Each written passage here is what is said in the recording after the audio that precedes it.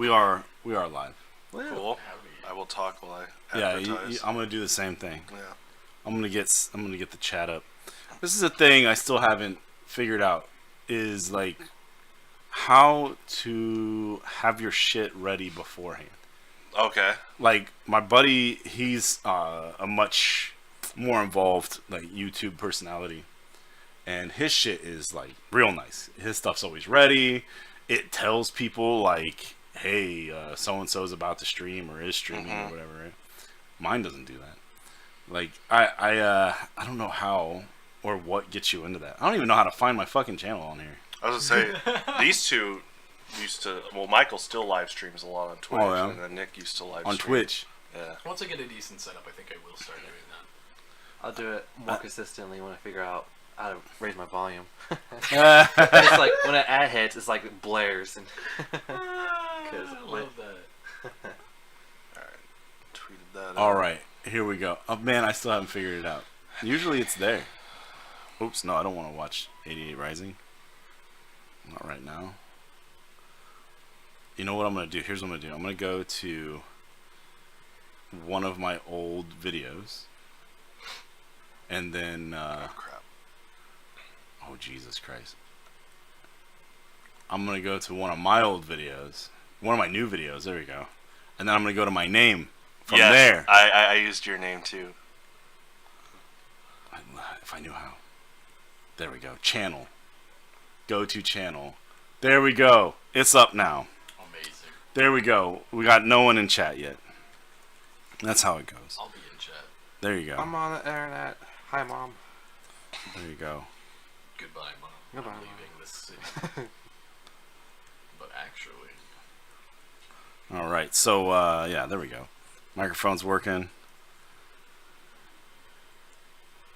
Oh, what? Somebody telling me they get... Rachel, thank you so much. I appreciate that. That's awesome.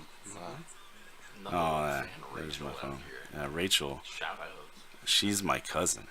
Shout outs to cousin Rachel. She's actually not my cousin. Shout outs to not cousin Rachel. You need to get up on your mic, The though. lore is pretty deep. The lore is super deep. Also, the delay is about 25 seconds. Holy.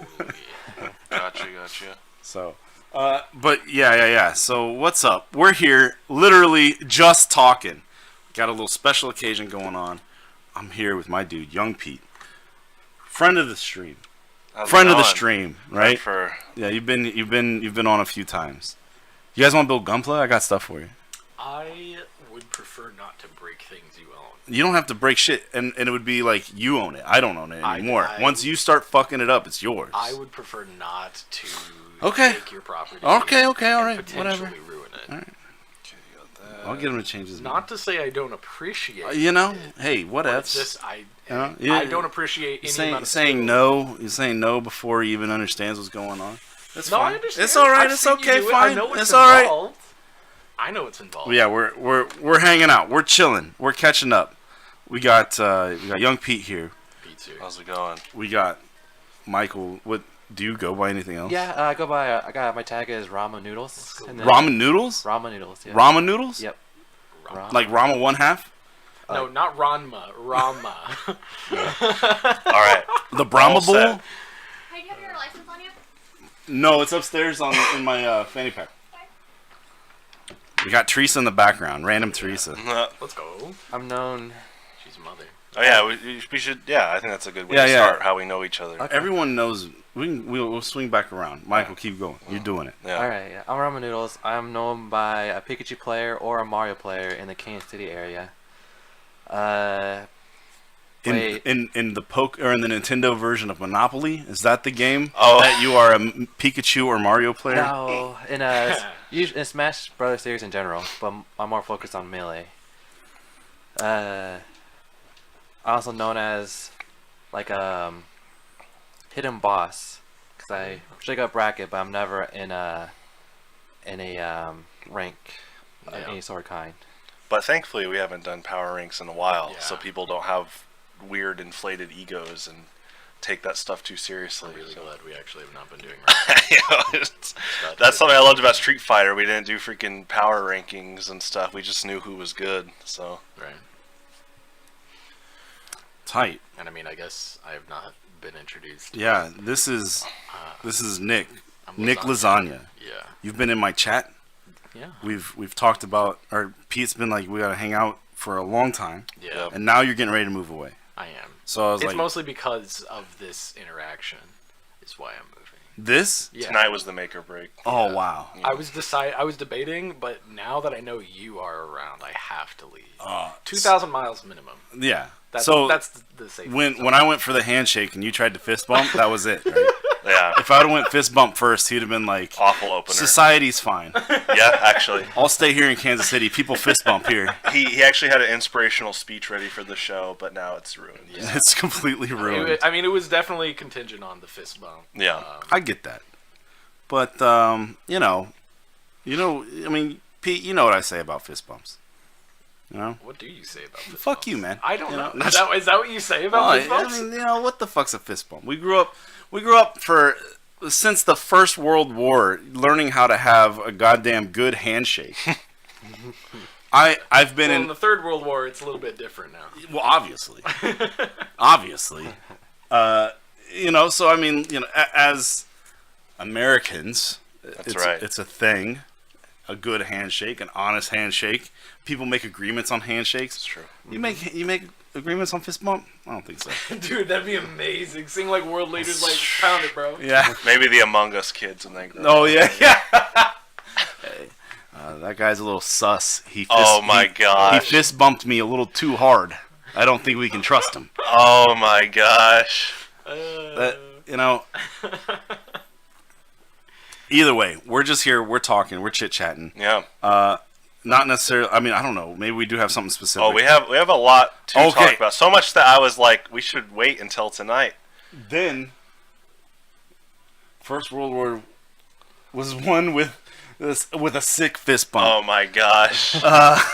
Maybe during Christmas when they had the ceasefire. I'm not gonna touch it.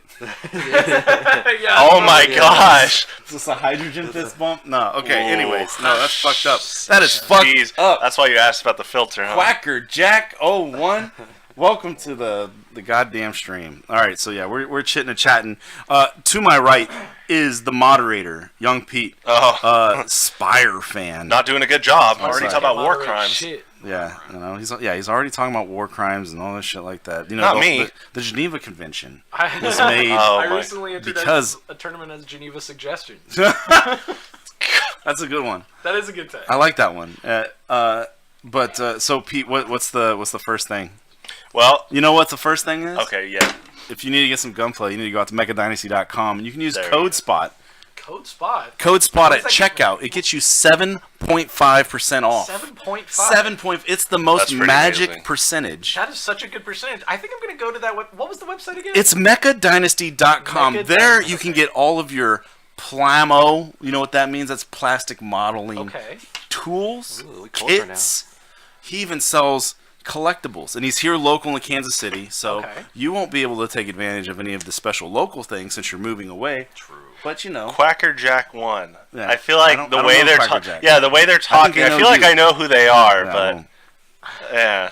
well, you don't need to. I think the 3 emotes in a row give it away. I have a guess, but I'll see by one more post. Oh, okay. Yeah. This will be the other thing. It'll be like playing Guess Who, right? It is Yeah, because the yeah. YouTube accounts can have different names. And you like can change I them on use the fly Sorfan. too. Oh, You can change them on the fly too, which is Anyway, really hold fun. on. I think we got off the main topic here, which was 7.5% at checkout. 7.5%. And what was the That's what was the amazing. discount code? Oh. It's code SPOT, all one word. Okay. Code SPOT. All caps. Doesn't matter. It doesn't really matter. Okay. That's just how I write. Well, that's amazing. I hope everybody gets 7.5% off at checkout, and they know how to do it. Yeah, I hope so too. You know, you can get yourself some good Gunpla stuff. You know what I'm gonna do next with my Gunpla? I'm going. Build 'em. I like to do custom shit, right? Like, Yeah. I'm about to enter in custom art's good. Yeah. It's good for the mind. I'm going to enter in a Wing Zero, a master grade Wing Zero. So it's like 8 inches tall, but I painted him up to be Goku. But I'm doing dead Goku, so I have got little King Kai floating behind him. Right? It's a really fun, real fun build. The next thing I'm gonna do, hopefully, is some pro wrestlers. But after that, I really want to do some Genshin Impact characters because I think it would be fun to try to translate. What did you call them earlier, Nick? Oh, maker? You call them twinks. Oh yeah. Yeah, so twinks. I'm trying to make. everybody's a Oh twink. my I'm- god. yeah, I'm a- You said everybody's. You're the one who said No, everybody's. I don't know about that. I don't even know what a twink is. I'm too old for this. I don't Everyone. have these languages. So you know, I think I know who this is. I'm about to say. I don't think you do, Pete. I don't think you do. I bet. His, Oh, do you recognize the tag? No, I don't think you know who it is. I'm just thinking. I don't think you know. I'm telling you, I think the 3 emotes gave it away, but Well, that's a commonly used thing these days. I think this person's from the Metroid community. Ooh. Yeah, that's my I've step 1. I've never played Metroid. What is that game? Yeah, you played Metroid. Oh yeah. You were just raving about Samus Returns. on that one of the game's last really show. fucking good. Yeah, it's really good. Oh man, that game's good. It was. I think I enjoyed the beginning half better. I shouldn't call it a half, but like the tracking down all the different Metroids was like just really fun for me exploring the map. Don't really like. That's not true. I love Metroidvania type games. I don't Yeah, really like. Guacamelee. Holy fuck! I love Guacamelee. I Yeah. like Symphony of the Night. I like Did you play Hollow Knight? Hollow Knight's good. Hollow Knight is not my jam, but it's good. I don't like the whole like everybody's so obsessed with like grimdark shit, right? And Yeah. and like Hollow Knight is like the cutest grimdark it can be, but in doing so, it's just like it's so just like dark. I'm wearing a Hello Kitty shirt right now. Like I just You're like more of a roller derby rescue kind of guy. please, You need yes. a, you need Oh, a beach GameCube level call to out. like spice things up. Yeah, I need. I need a little bit. I don't like to actually go outside, but I need some sunshine in my Oh games. my gosh. You know, I got Power Rangers sitting over your shoulder. You want some sunshine? Play Billy Hatcher and the Giant Egg. That whole game is about it's nighttime. and Billy, you Ha- make oh, it Billy sunshine. Hatcher. I love Was Billy was Hatcher. that on? They had that on GameCube. PS2. No, just GameCube. GameCube. No, I'm pretty sure it was on PS2. I think No, it was it on had PS2. the only 4. Really? I think it said only 4, but I think it was on PS2 right as a before port? PS2. I Yeah, know right it's before on it died. PC as well, in some capacity. It's not on Steam or anything. Let me look this up. I used to work at GameStop, and I'm pretty sure I put that fucking box art up. Let's, Billy Hatcher. Sure. sure. So yeah, I guess we were doing tags real quick. Oh yeah. So you can start. I guess. You're young Pete. You're Spire fan. Oh. You're I don't know what else we tag you. in. Which, by the way, I've known Jonathan since 2011, and he Yeah. thought Spire fan was T-Hawk's Attack Spire. Yeah, And I'm Condor like, Spire. no, Spire from Metroid. I figured you were Do this year. you were a Spire fan because no one likes T-Hawk, and you were like, I do. No. I know. Yeah, I've used Spire fan since 06 because Metroid Prime Hunters was my first like competitive Oh. esport game, and Spire's one of my favorite fictional characters, so I've just stuck with the tag ever since. That's tight. I didn't know he was a character until you told me. Yeah, he's So, cool. I played that game too. I didn't know he was a character. I skip everything. That's I just all want to good. play the game. So, Michael, this is Ramen Noodles. Yeah, he's ramen noodles. He already did that though. Yeah. He said he plays. So we're done with him. Nick Lasagna, we already did his too. All right. Oh yeah, I'm J Spot. Everybody knows that though. You're watching my fucking channel. Yeah. know. Welcome to jspot.com. Yeah, Code we Spot. use code SPOT at mechadynasty.com because I'm J Spot. You see how that works? No, see how it works. now if you didn't know and you are on my channel, that's tight. Yeah. I guess Welcome to. Quackerjack actually doesn't know who I am. Probably, maybe he does. I don't know who the fuck he is. There's a good chance he doesn't know who I am. I play Street Fighter since I was like 8 years old. I do some 3D printing. I like some action figures. Oh, I do some board games. I like some action figures. I mean, do like some gunplas, some custom shits. I used to like to do a lot of streaming things, but I gave up on that. It got old. And then what else do I do? I make some babies. oh know? my I gosh. That's cook, like I cook some hobby. food. Oh definitely. my I don't gosh. think I have done that yet.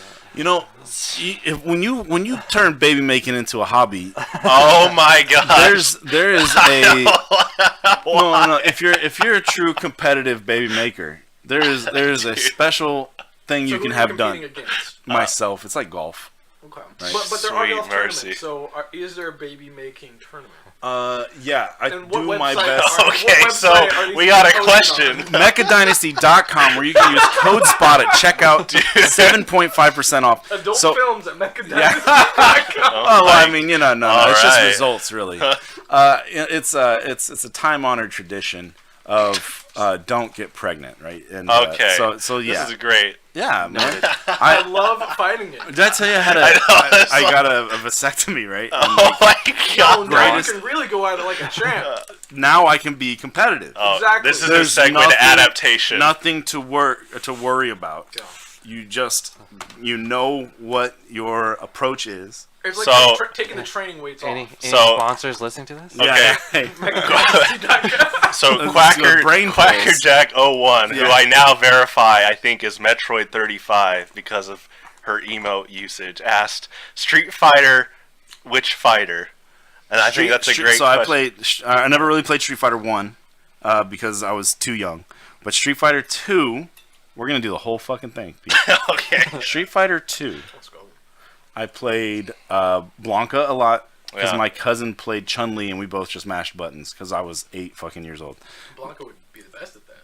When I graduated to Street Fighter Dash, I remember the first time I ever saw Championship Edition. It blew my fucking mind that someone was controlling M. Bison. Yeah. The first match I ever saw was M. Bison versus Vega, and there's two dudes standing there like actually playing, and I lost my shit. We were supposed to go plays do the something, boss. and I was like, Mom, I know. She told me I couldn't have my allowance, whatever. I mowed the lawn, I did everything. I couldn't have my allowance. My allowance was $1.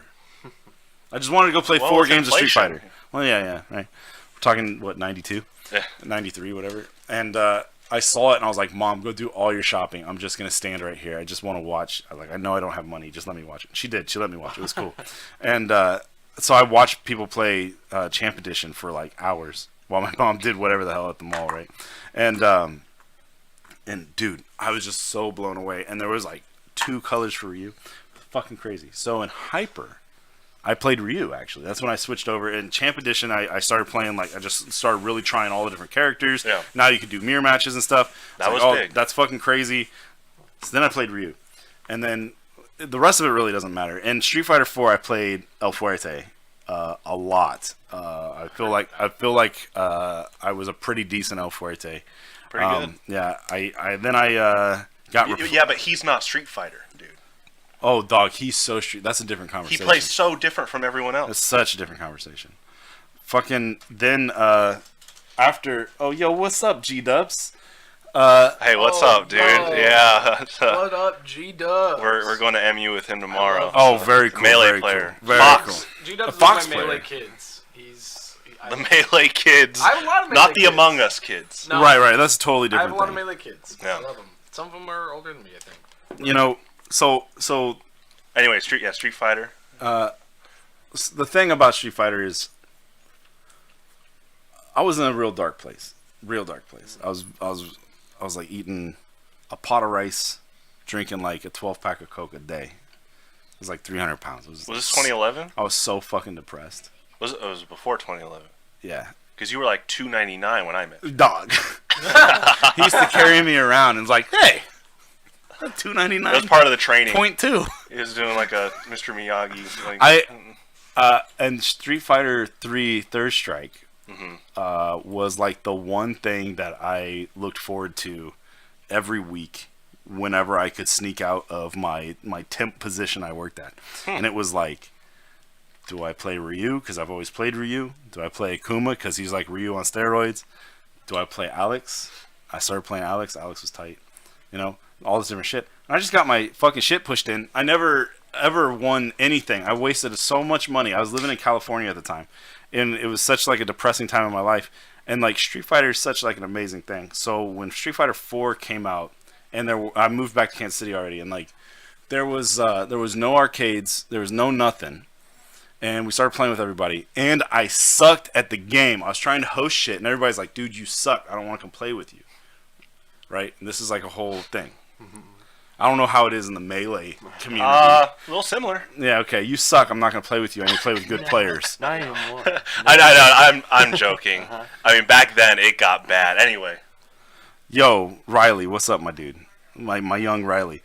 The other day, somebody was asking me about like who's your homies. They asked me, and I was like, dude, don't use that word. But my homie Riley does. You're my homie, dude. Yeah, Riley's my good dude. You know Riley? Yeah. Riley's a good fucking dude. He's really good at the game. Yo, he's good at Street play- Fighter 5. Oh, that's No, I think he's a good fighting game player. Nick knows what I'm talking. He was beating me. He plays G. Yeah, Yeah. that's what I said. 5. Oh my gosh! I didn't say that, Riley. I think No, Riley's too young. He's a fucking baby, man. Under that bus, bro. Yeah, Get yeah. under there. Yeah, no. Holy shit. Riley will hit you like a bus. actually writing what you just said about looking forward. Uh-huh. Michael just told me the other day, like our Tuesday weeklies.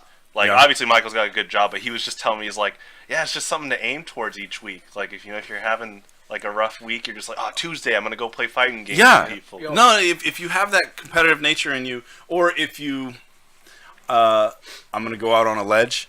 You haven't said too much.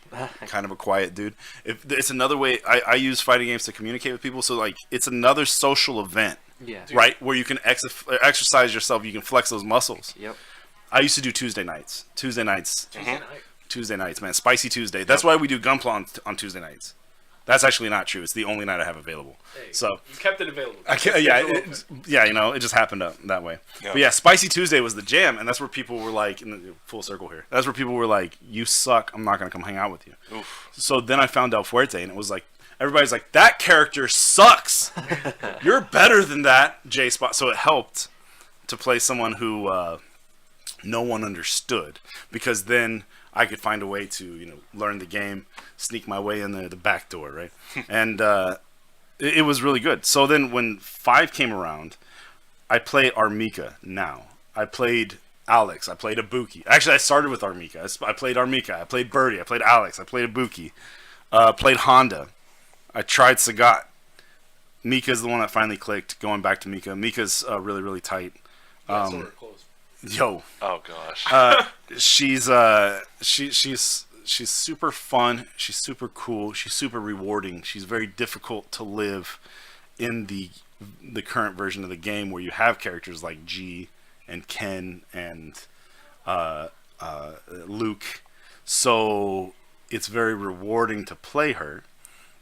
Oh, because of the work you put in. Yeah, because of what mountains you have to climb, just to live in the same area as a fucking G or something like that, But right? So that makes you such a better player overall. Because then you could swap to one of the I better don't characters. I don't want to say that, Why not? because if I was that good, I shouldn't have a problem winning, and I do, right? I'm not that good at Street Fighter 5, right? Yo, what's up? Hello, PJ. PJ Rules. He's one of our close friends. Very cool. hate Very cool. Anyways, Jesus. I wouldn't say that makes me necessarily better at the game, but like comparing myself to like Riley, who I think is probably the Sarah Lasarina. Hello. Oh, hi. Hey, what's up, Sarah? But How's like, it going? so playing Armika against somebody who is like Riley, who learned the game on Street Fighter 5, for really learned Street Fighter on Street Fighter 5. Right. Playing against him using a character that's like Armika, which I would say is more basic than your Luke, than your G, than the current version of Ken, more basic than the current version of even like Dan and shit. Like she's super duper basic. I think Zangief is in the same boat as her, but she has a little bit more momentum, a little more movement, whereas Geef has more damage in life, right? Okay. So I think they're two sides of the same coin. Whereas Alex is a completely different thing. He has a forward movement. He has armor. He has things that like Geef only could dream about. And Armika has a little bit of that aren't as good as Alex's, right? Alex has like frame 1 armor and shit. Mika don't have that shit. Anyways, I think that allows me to play the skills that I have, right? I have these classical skills growing up playing, right? Yes, please get that question in there, and I'll be done talking by the time you Oh, talk. it's all Yeah, good. like tomorrow. Yeah, I talk a lot, dude. This is good. But like, so I like I said, I have these classical skills, and I've actually been talking about it with the guys a lot, because they're like, man, when I play against you, your spacing is to the point to where I can't play the way I know how to play. Ooh. And it's like, yeah, dude, because I don't fuck around in danger. Like, it's just one of the things that I have. Instead of trying to win at Street Fighter 5, I'm playing Street Fighter. Mika allows me to play that game. And if you give me the opportunity, you're going to get hurt. That goes back to the conversation we were having earlier, talking about the Yoshi player, the Japanese Yoshi player. I already lost his name. Amsa. Yep. If you play his game, you're fucked. Yep. Oh, But when you watch him at Smash Summit playing the Smash game, the more kind of clutch, kind of gamble Rochambeau game that goes on up close, that's where he lost. Every time somebody was able to get through his kind of Shoto play, his egg throwing play. But it's kind of a Yoshi thing in general, because Yoshi's just a little more weaker, you know, but he hits hard as fuck. He has some of the best combos And he has infinite shield. on If you fast can, volley. if you can condition them to, I didn't know that until Smash Summit.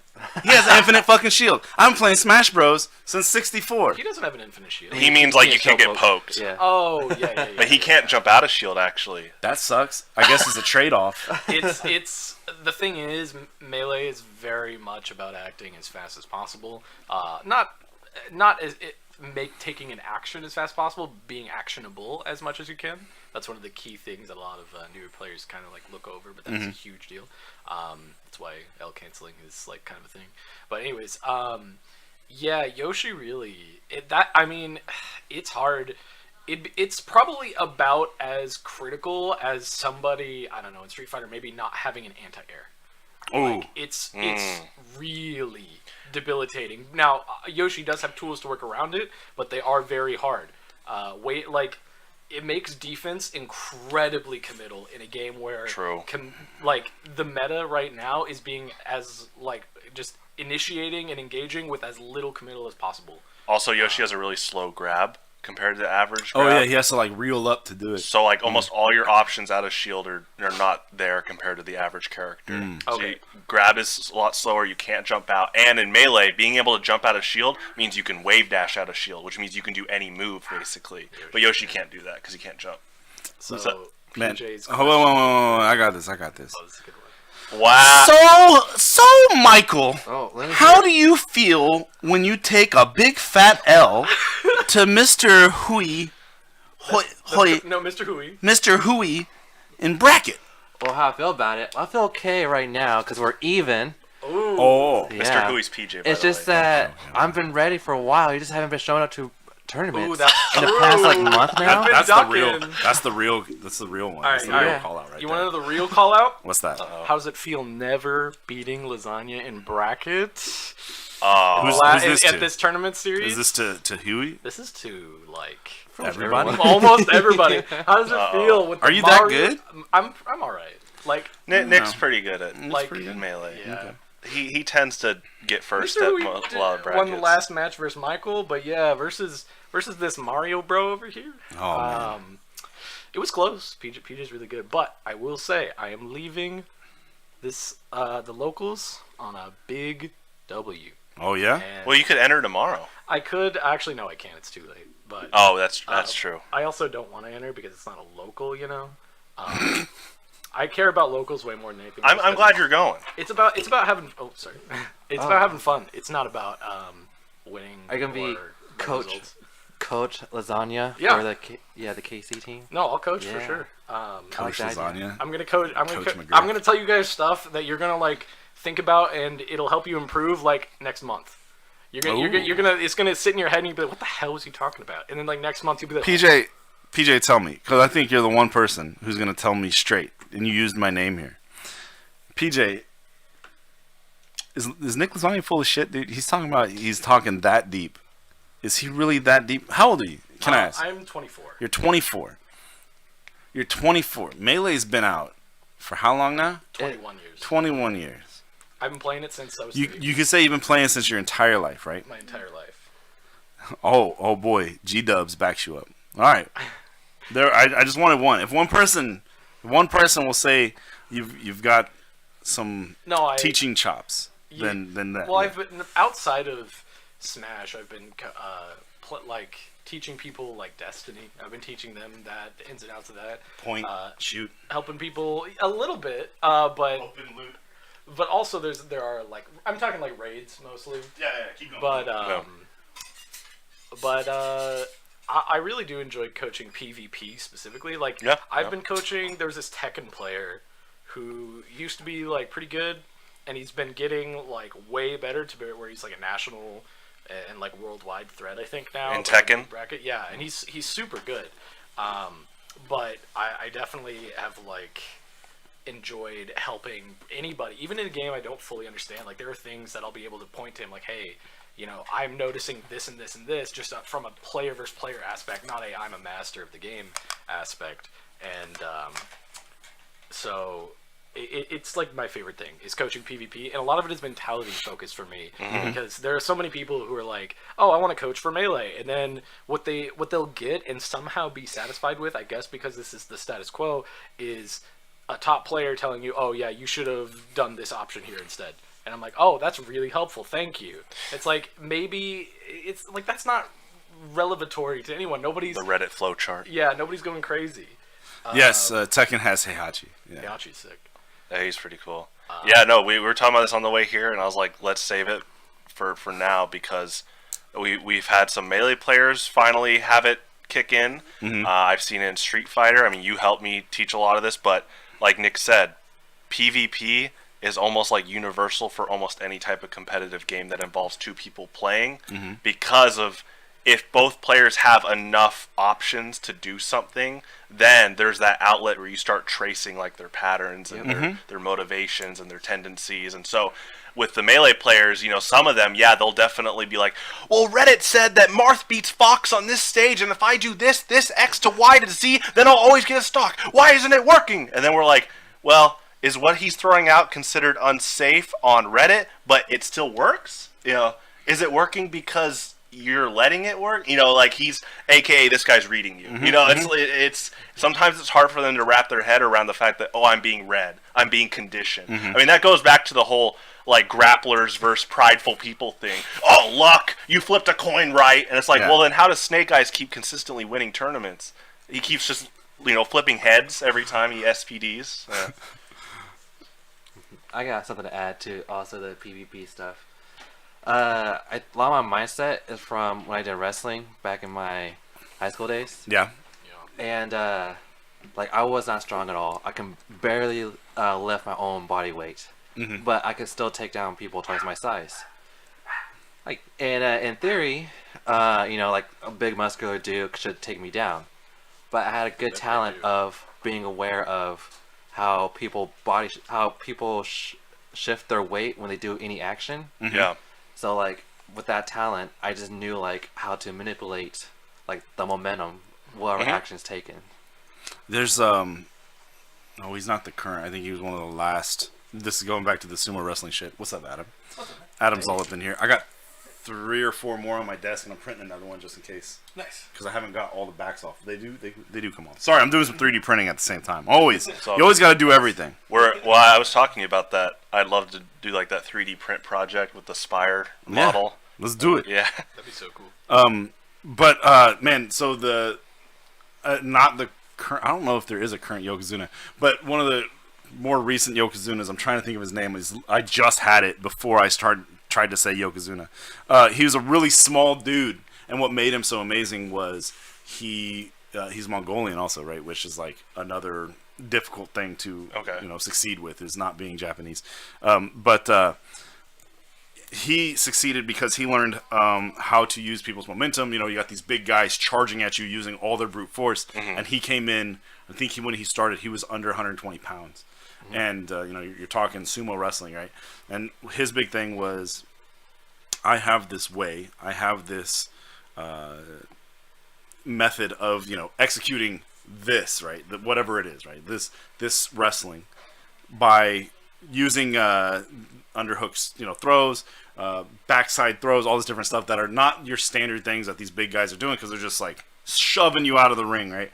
But I like to, or I guess, I don't know if you were going to take that this way, but like, do you apply that type of thing where you have your own style that doesn't fit the Reddit meta, that doesn't fit, what's right? I mean, and not just like what's right. So like when you go back to like Street Fighter, and it's like, do you take the information of, this is a move that has, I mentioned Alex has like frame, I think it's actually frame 2 armor on his EX elbow charge, right? His full screen charge move, right? Is like, do you take that and say, okay, well, just because he has that doesn't mean I need to be scared of it.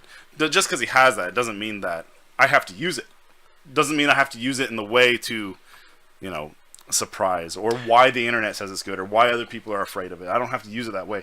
Do you say, I see someone's momentum, even though I'm a small guy, in Smash Bros, and then like take it that further direction? Is there something about, you said you played Pikachu? Yeah. You know, is there something about your characters that you're able to translate?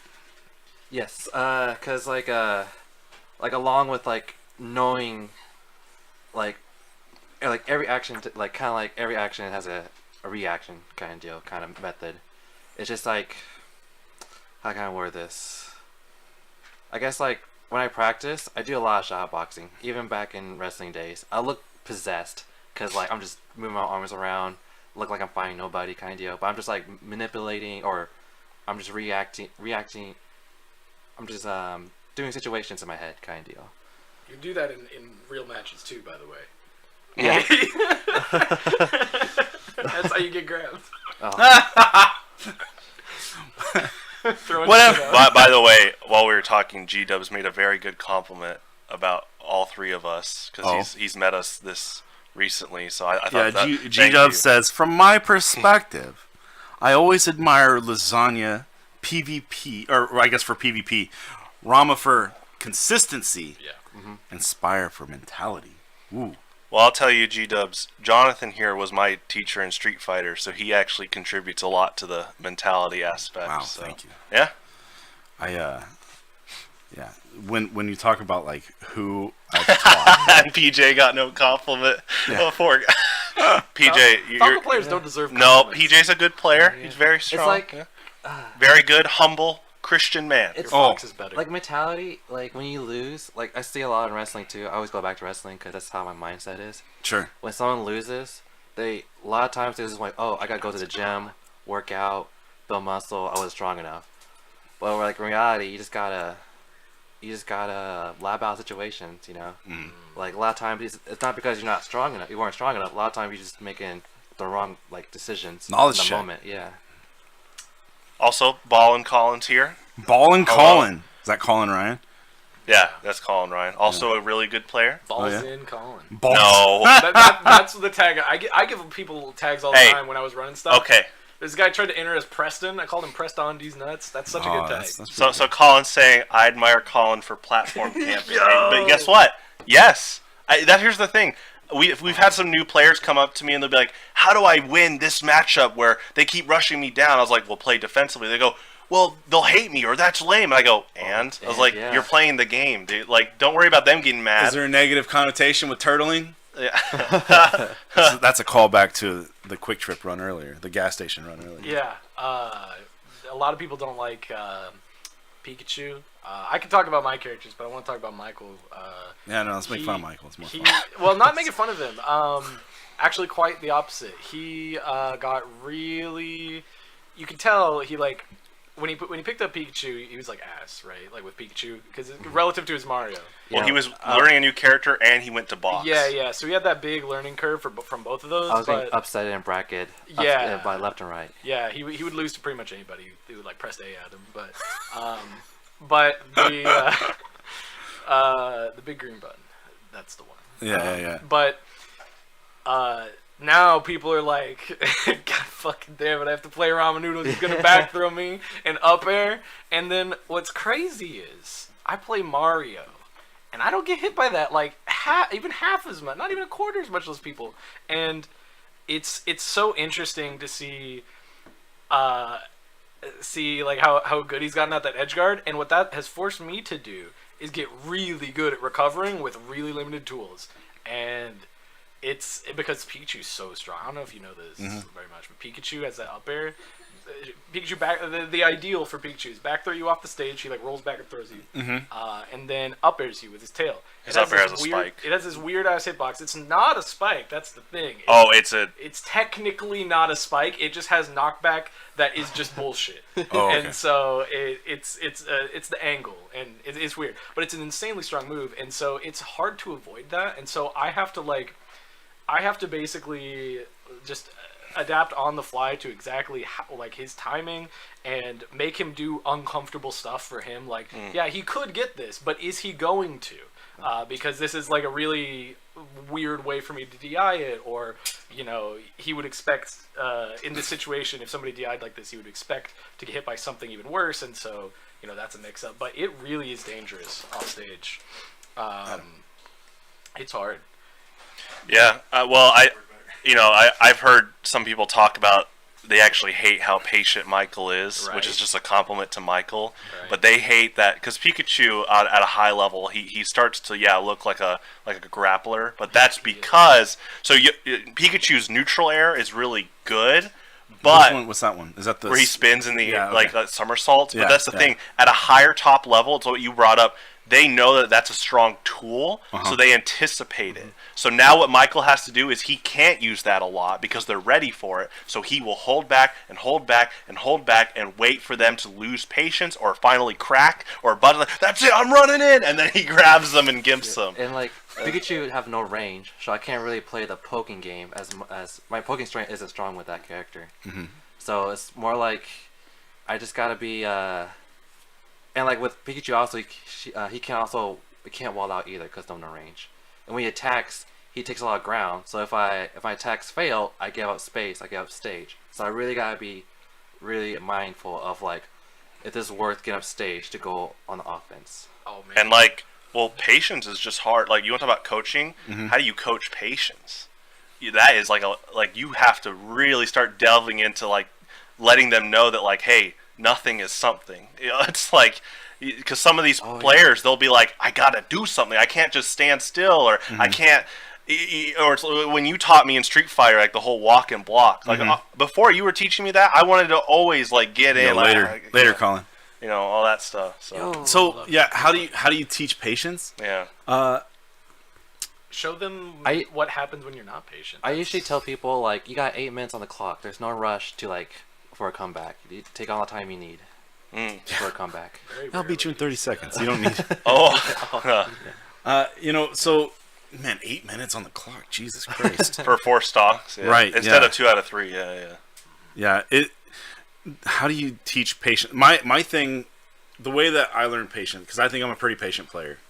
The way that I don't think I'm an extremely patient player. I think I make a lot of bad decisions, but and it's because I'm bored, right? Like I gotta go, right?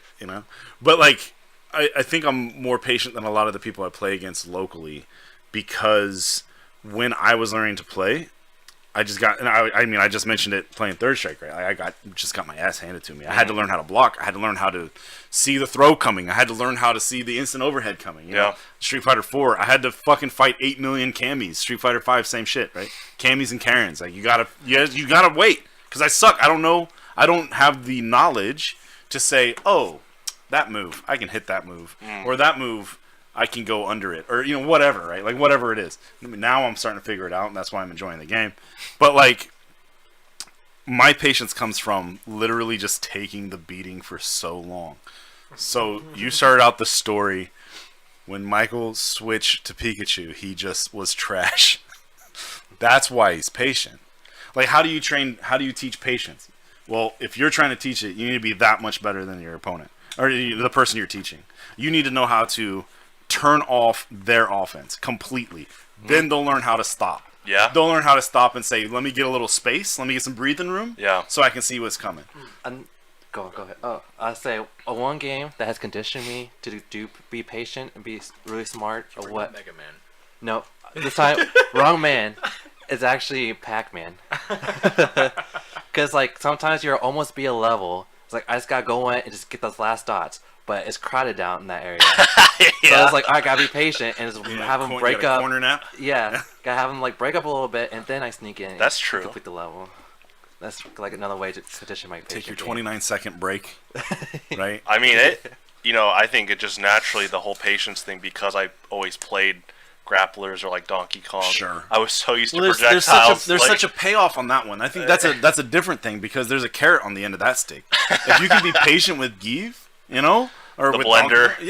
You just, if you can be patient to where somebody's like, he's not gonna move, I'm gonna go get him. You're like, well, there's 1/3 of your life. Like, thanks, right? And all I did was press jab, So what were you gonna say though, Nick? I was gonna mention what you were saying about you gotta like if you're trying to teach someone to be patient, you have to like beat it into them like that they cannot do anything but be more patient. Otherwise, they will not have any room to breathe. And so that's what I'll do a lot of times. If I'm playing against somebody who I'm like trying to help, and they're the type to just like try and run at me and just like try and overwhelm me and stuff. I have been dealing with that for many years as characters who do not have very good tools to do that. I don't know how much Pete's told you. I'm kind of like a mid and low tier specialist, which is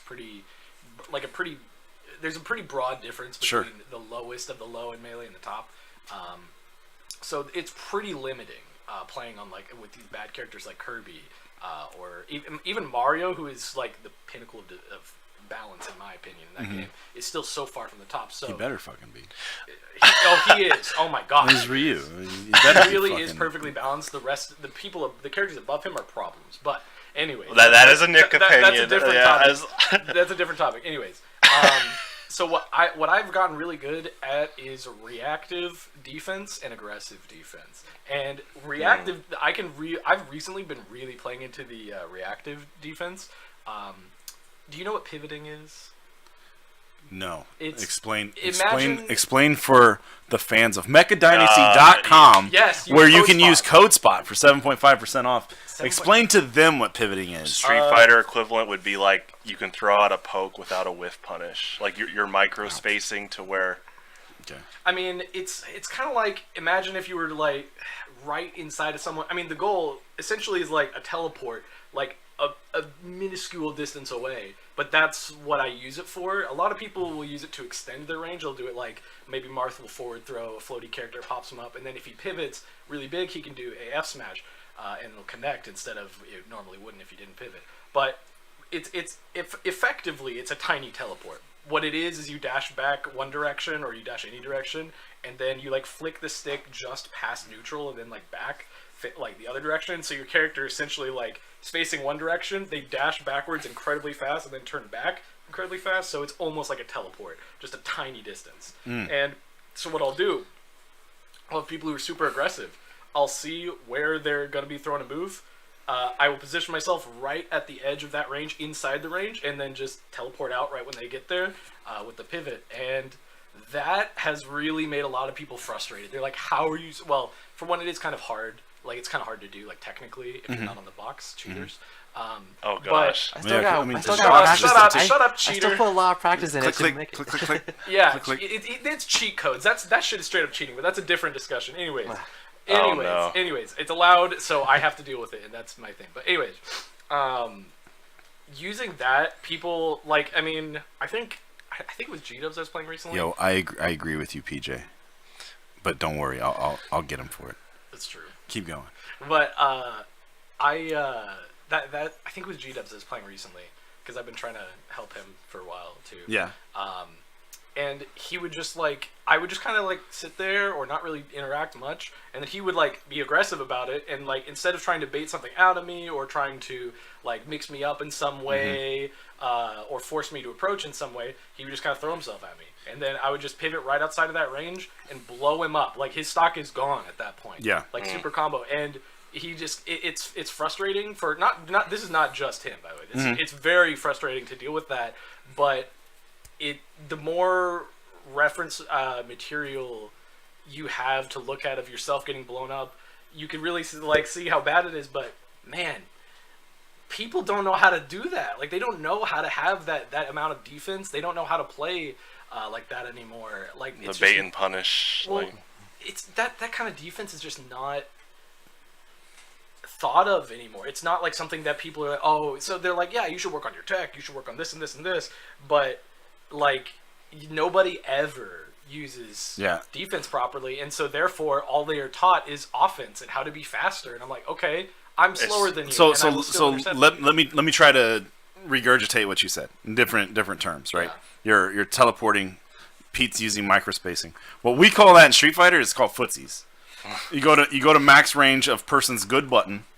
You know that's where they're going to press said button. As long as you stay in that range, you're basically taunting them to use that good button. Press that button so that I can be just outside. and punish you. In Street Fighter Five is really big about being in each other's face, taking your two toy Tonka trucks and just like smashing them together, right? I see why people like it. Yeah, it's fun, right? You just smash that shit, right? But then where Street Fighter Five gets a little deeper is you could throw somebody instead, or you could do what's called a shimmy. And that's what it sounds like your pivot is. What you do with a shimmy is you get into that range of the probable attack, whatever you're baiting them in your spacing and your footsies, and you teeter in and out, damn near frame by frame. Whereas the pivot, since you have such a large action, because you're talking about full-on dash one direction, dash another direction, dash back, right? No, it's literally just dash, and then you are turned around.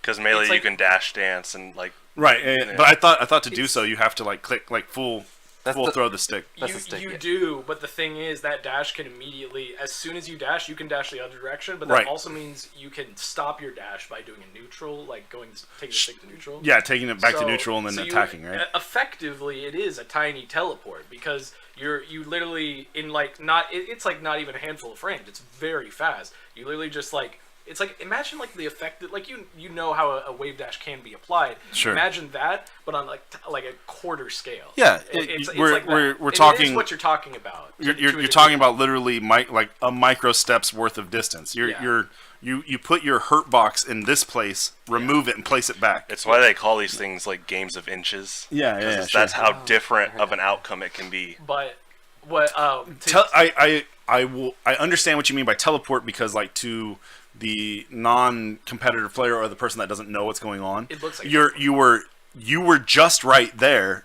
and I whiffed, but you were back there to punish me. yeah, that's Right. that's what I use. Yeah, It's teleport definitely makes not. sense. But to us big brain, super deep fighting game players, Yeah. like me and PJ, we would never call it a And then teleport because overshooting is you know. a thing they could do to you, and I'm ready for that with a perfect shield, which I've also had to get really good at. People are like, oh, how do you get so good at that stuff? I'm like, do you know how many times I got hit by it? And it's No. years and years of getting hit by that stuff. that's we were talking about this before, but that's like the cost of getting good, right? The cost of building these skills, the cost of like getting in there is that time put in, the beatings you take, Yep. overcoming frustration, not slipping into depression, staying in on the grind, right? Going back to the gym, understanding when not to go to the gym, True. Yeah. getting into the lab, just That's huge, actually. Yeah. Take I've breaks. thought about it before vaguely, but that's a good way to put it. Understanding when not to go to the gym. That's something Melee players refuse. Well- Because if you're not grinding, then Yeah, you're behind. there's a mod out there called Alchem Punch, and it's like eye candy for people who's like, oh, this is a gateway, this is the door to get good, kind of deal. It's essentially like tech practice with like really specific setups, like Sure. through a ROM hack almost effectively. And it's like it puts your character on the ledge, and then it measures how well you ledge dash and stuff like that. And that's really good, on a like in a vacuum. yeah. But the game doesn't exist in a vacuum. It creates So- lab monsters for Melee. Okay, sure. So yeah, lab monster is annoying to me because they don't know how to play the game. Yeah, you like, can they'll- execute fine. Oh my but god, you tell don't- me you about don't it. have They'll, to- they'll Where have have you been like all my life? they land a combo in training mode. They land a combo in training mode. They get 100% of the time. They can't land one on you because you literally just have I basic think- neutral. I think the most maybe popular, at least from a fighting game point of view, like the most popular example of that is Desk. He does shit. He's cool. He does shit I could never imagine. He does it two-handed on two separate controllers. Dude's fucking amazing. He sucks at Street Fighter, dude. Right? The dude can't play. That's He so can't funny. win a 2 out of 3. That's why my argument. Every time he's tried, he's just like out. They're like, ooh, Desk is gonna be at Evo this year. Where the fuck is he? He's Oh gone. no. There's some cools, bro. Yeah, he was gone. See, I will say, I think those tools for labbing are great for practice, but yes, like you guys said, there's a certain degree where you need to start fighting another person. Like, Yeah. you need to get the tech, learn to ride the bike, but then ride the bike with some other people. These are the tools, right? Like we were talking about what it takes to learn how to properly throw a Hadouken in Street Fighter, right? What it really takes to learn how to throw a fireball versus what it takes for Mario to throw a fireball in Smash, right? Well, the next level, that's where I said I was telling these guys that I think the investment to get good or to enter into Smash Bros is so cheap because you just press B to throw a fireball. But then to really get good is so much more expensive, if you will, than Street Fighter is because like standard shit like what you're talking about with your pivots And by the way, I do know what a pivot is. I knew that because I use it with Little Mac. But like using your momentum or fucking edge guarding. I have no idea how to fuck. I play so many different characters that are supposedly good at edge guarding, and when I'm like, oh yeah, play this game, they're like, well, that's good edge guard. Like I have no idea what you're talking if about. If you're talking Smash Ultimate, edge guards don't exist. I don't know. I used to play Melee like crazy. I played Mars, and people were like, "Oh, well, it's a fucking character right there." I'm like, dude, no, I lose all the fucking. No, it's not. It's not the character. I suck. Like, come on. Well, chill out. the proof is that you're a good fighting player, but the Smash tech was a little daunting at first. Is when I was trying to teach you how to tech. You know, when you hit someone on the ground, as you can tech right, tech left, tech in place. It's just that whole another mindset of like, But I mean, that's the can you do a dragon punch in the in both corners 15 times in a row without missing? Can you do a 5-hit combo into it and finish it with a dragon punch 15 times in a row, both corners? Does that fucking matter when you can't do it under pressure? Ooh. Right? Like these are the tools. You do need to go learn those tools. You need to get into the. You need to be able to. Tournament, I get nervous. Dash. You need to. What did you call it? Ledge, hop, max, hyper hop. Right? You need a glint. Gosh, you hear a real Melee tech term? Like, this is a real Melee tech. It's called the Koopa Backdash Wave Slide Hoverwalk Moonland. That is a real name. I did not make that up. Moonland? So it's literally. Does it use his butt? Literally, what it is it's just a wave dash or a wave land where it's just you air dodge onto the ground or a platform or something. But some characters, Roy, Bowser, Ganondorf, and I think there's some other characters, maybe Peach, I don't know. But they have a set traction value when they're standing, and when you hit the ground, you are considered standing. But if you are walking very slightly forward, you have less. Like when you're walking, you have less traction than when you are standing for those characters. It's just a quirk of the game. But when you're walking very minusculely forward, you also are adding not very much forward momentum, and so with that less traction, it turns Bowser's kind of okay waveland into a gigantic waveland because he does not have as much traction. So that is the Koopa Backdash Wave Slide Hoverwalk Moonland. And my friend Lizardman, he is so good at doing it with Ganondorf. He uses it in combos. He uses it to approach, which is not safe, and it's really hard. He's so good. But anyways, like Smash Tech is really daunting because so many people will play Ultimate or they'll play like Smash 64 with their friends, college friends or whatever, and then they're like, oh, well, Melee seems to be the hardcore one, so I'm hardcore. I'm beating all my friends. Let me go play it, and then it's just nothing like you've ever seen, and there's just so much hidden stuff that it's kind of hard because some people get suckered into it. They're like, oh, this game's so easy, and then they play it, and then some people either get turned off or of it. They're just like, no, I'm not doing this. But I do understand being turned away from like L canceling and stuff like that. I got. Get good. Well, my understanding L canceling. I was stubborn at first too. I was like, I don't need to learn L canceling. But then I don't mind it, but I understand people that don't like it. For those of you who play Devil May Cry 4 and play Nero, where you had to hit a button every time you hit someone else to get a stronger hit next time. It's like that. It's like, why can't Nero just be strong all the time? Oh. But L cancel is like the same thing. It's like you gotta do it every time to move more movement. So I was introduced to L canceling by my old friend Roblox, right? Roblox. Yep. Roblox was like, don't you know about L canceling? I was like, no, I don't. So we literally spent like 2 nights sitting in his apartment. Wow. He was teaching me how to L cancel. So I was like, cool. And he's like, oh, it's easier to do if you jump up to a platform because the timing's a little more like, Mega Man-esque. You do it as you're, hitting the platform or whatever. And I was like, all right, cool. We're trying to come up with ways to like get it through my skull. I could run stop fierce like 11 hits. Yeah. But I couldn't, L cancel. So it was like, okay, cool. You can do X, Y, and Z, whatever. Do it. And you get into a match and it's just like they clown on me. I mean, like, I don't even get a chance to fucking L cancel. The game is fucking brutal. Yeah. It's so hard. I gotta use a bathroom real quick. Me too. You go ahead. Okay. Yeah, you guys keep talking. But that's drank all this coffee. Yeah. One thing that I think is an interesting way to learn. I don't know if it. I think there are advantages and disadvantages to it. There are these lab monsters and whatnot who lab it out, and then they go into a game with pressure, like a bracket match, and they just can't do anything. I've definitely been the opposite. I've never labbed anything ever in my life. Ever. Yeah. And I refuse to because it's just not fun for me. And sure. I think having fun is the most important thing because interest and ability are directly correlated. Yeah. But it's interesting because I only have tools that exist and were created from pressure situations. I don't have anything that's so fragile, So that is good, but I also think you do learn things a little slower that way. So that's the disadvantage. You do and you don't. You're learning more. Because I agree with your approach. All right, I didn't go into the lab until I didn't really lab shit. Oh, I can't say that. I didn't lab shit when I had people around until Run Stop Fierce because, and that's an El Fuerte infinite combo, right? Yeah. I didn't do it until that because in the vanilla versions of Street Fighter, he did so little damage, and I was dealing with, or Street Fighter 4, I was dealing with a lot of Sagats in the scene, and Sagat could, he could 70% a regular character, but El Fuerte only had, 900 life, so he could 80% that guy, right? And it's like, oh, fuck, I can't deal with a two-guest situation, so I got to learn something to do more damage. I got to do it, so I had to go hit the lab.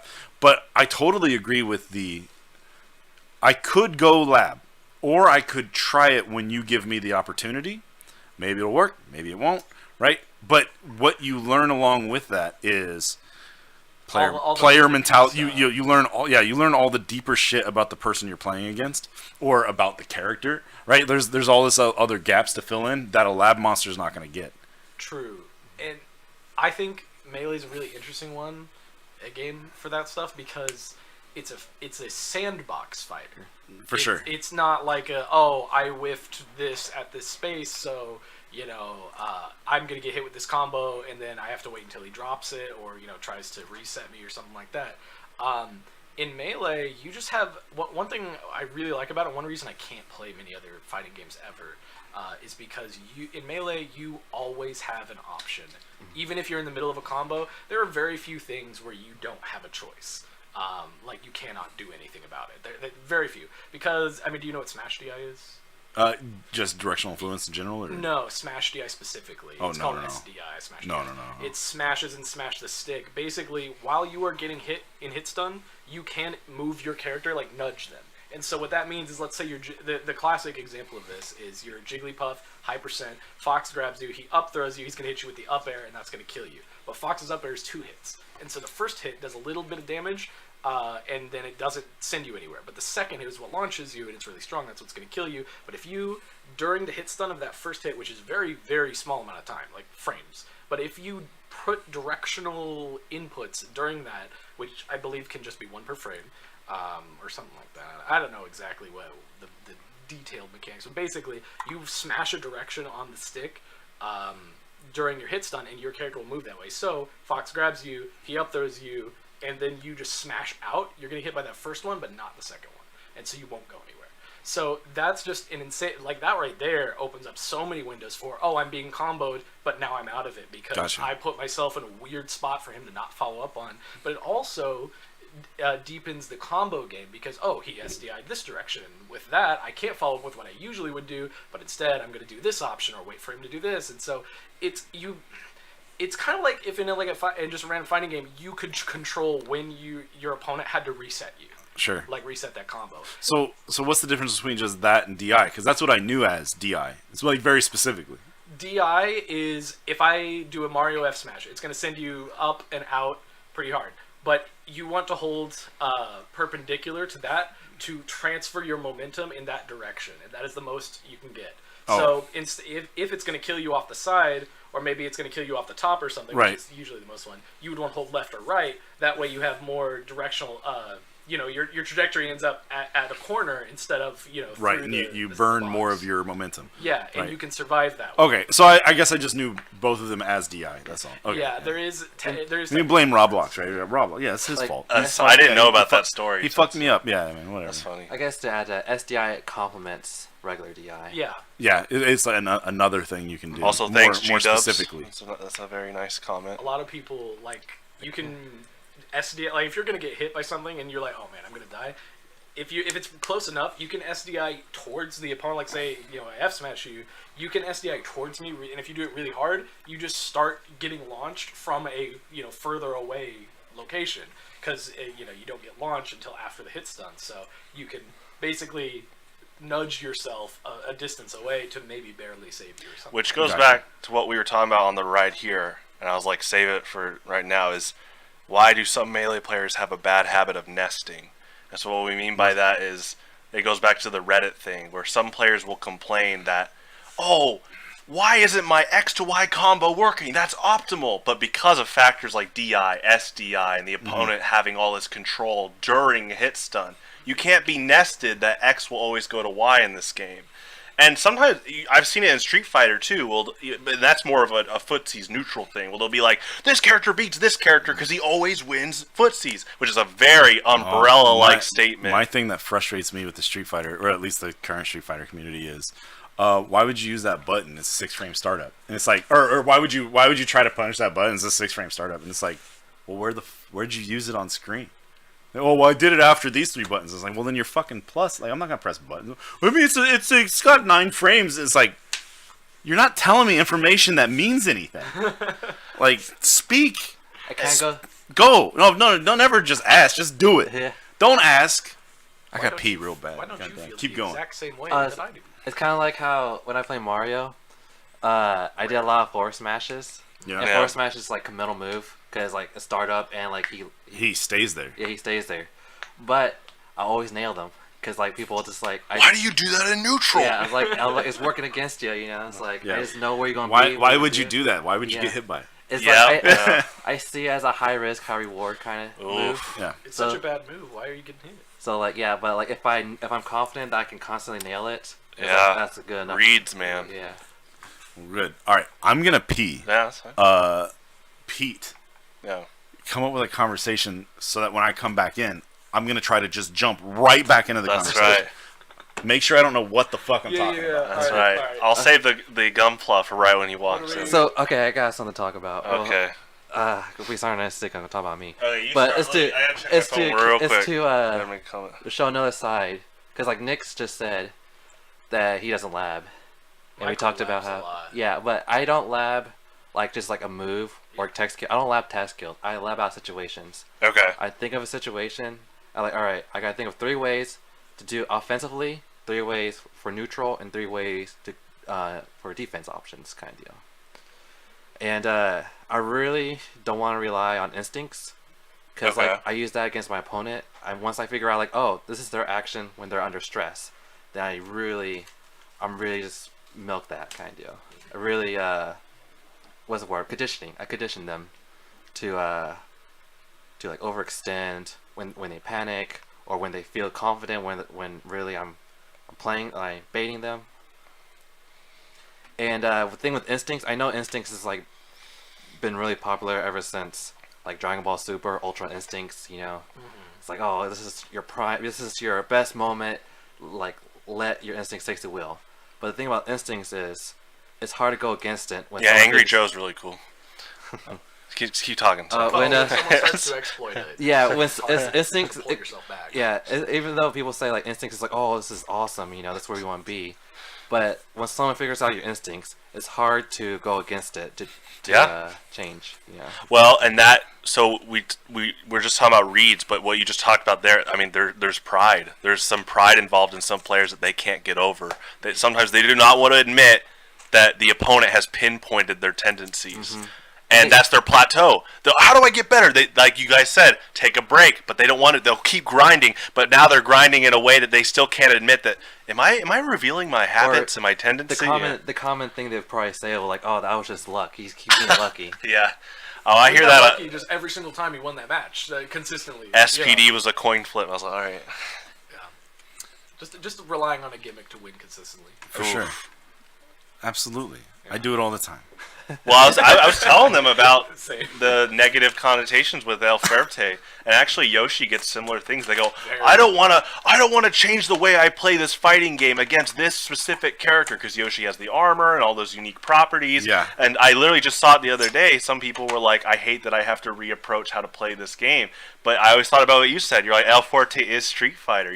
You're making the opponent have to rethink a certain matchup or against a certain opponent. Like they're mentally having to again not be nested. If you want to fight against El Fuerte, you can't just say X will beat Y every time versus this guy. And, Right. You know, that actually goes with. I had something to say about the lab monsters and whatnot, and people who only want to play against top tiers and whatnot.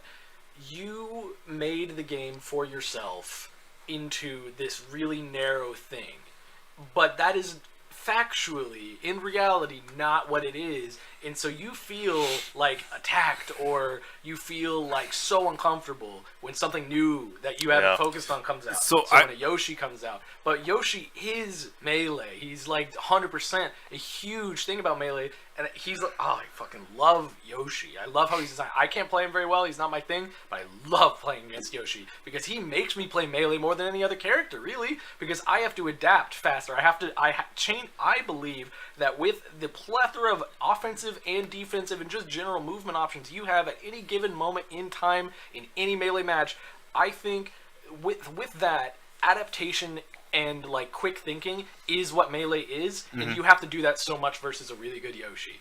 And without a character like Yoshi, I don't know, it would just be a less interesting game. This is what I was saying about Amsa, right? He's so good with what he does that he takes away what I was calling what you're talking about. He takes away the narrow part of the game. The clutch scramble. He takes it away and forces you to play the Yoshi game, or his Yoshi game. Because I only know he's the only one that does it. And nobody else does that. Only him. One thing I really like Amsa, kind of off topic, but still about Amsa. For a while, the match community started saying like, well, if you want to be good, you gotta be in America, because that's where all the games are happening. But Amsa, he's in Japan, and he comes over, just wrecks people, and leave. Yeah. I love Amsa. Yeah. So he destroys that kind of idea out the window. Which is funny because Street Fighter culture used to be the opposite. Go to Japan to grind. You can, if you want to get good, just go to Japan. Just go hang out in Japan. But the thing that you would do there is, and I mean, to me, what I would imagine, right? Because I never went. Man, I wish I did. One regret. You still Really? can? My whole life, perfect. But that one regret. Really? I wish I went to play Street Fighter and just like lose myself in Street Fighter. I probably would have lost my wife though, so I'm good. She'd have been like, "Fuck you, man. Where are you?" Anyways, and I wouldn't blame her either. It's El Fuerte though. Yeah, right. Look at it now. Don't you love me? I probably would have went to Japan and came back like I play Chun-Li now. Because the Japanese dub El Forte. Yeah. They were like Fuerte sucks. But the thing that you would do, I would imagine you would do if you're going to go to Japan. Sure, they do speak English pretty well, right? Like from what I understand, I've never been. I can't tell. Right? They have signs in English. You could get to the location where you're going to go play. You would figure out how to play or pay 100 yen to play Street Fighter. But that's the only thing you would do. You wouldn't be having conversations with people.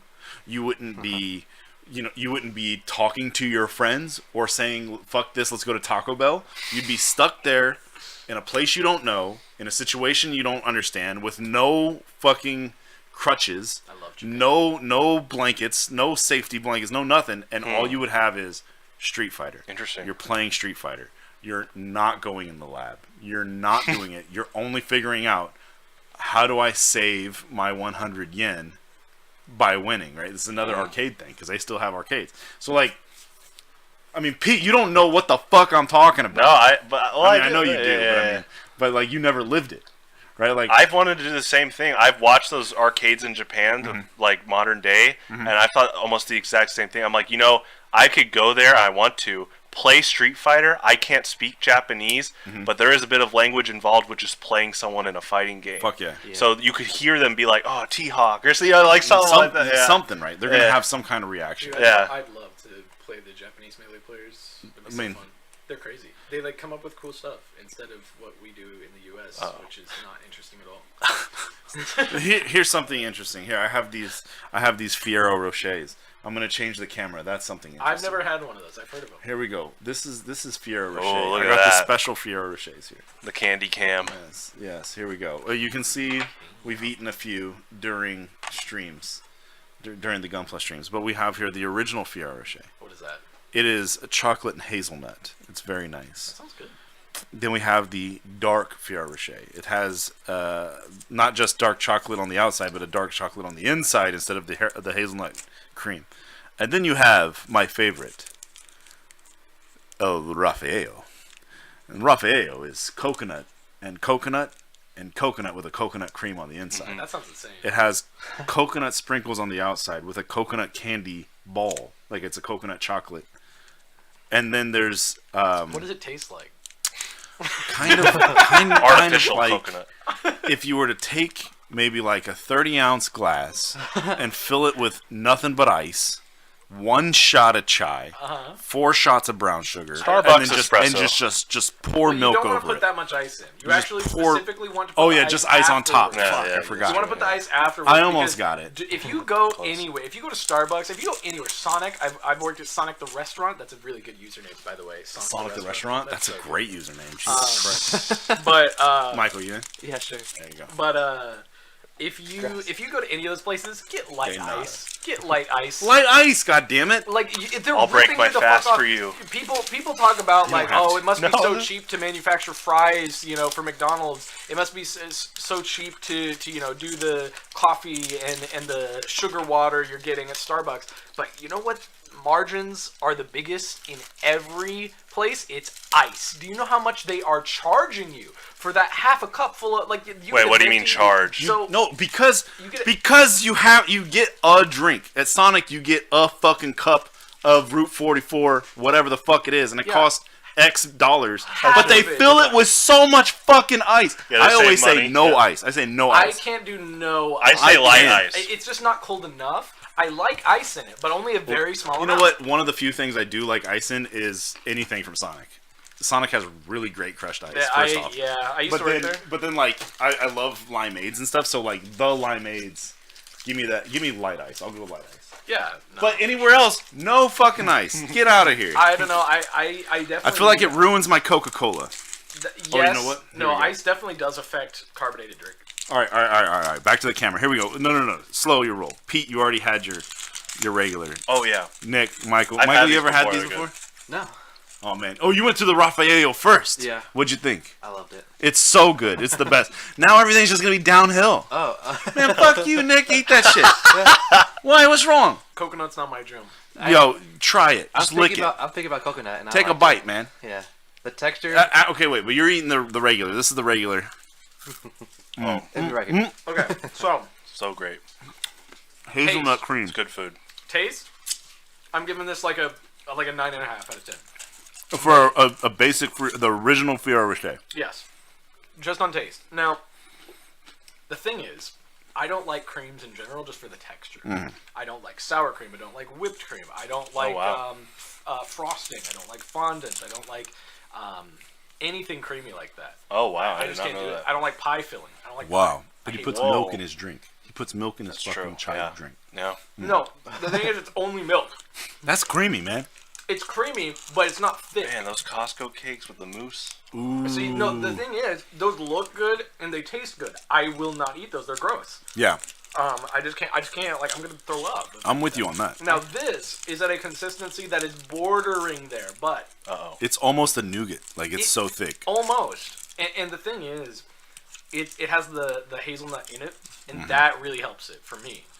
But the taste is great. It is very good. All right. Well, finish that off so we can go to the dark See- chocolate. It tastes like it costs too much money though.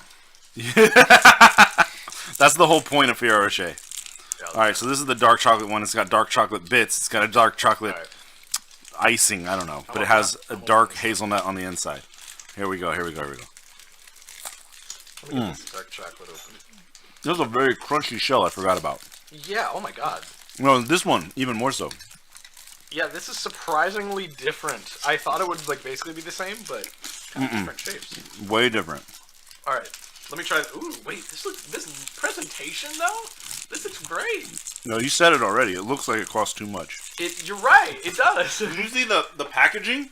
Yeah, I It mean, comes in a goddamn Lexan Alright. case. I'm gonna bite into the dark. Do it.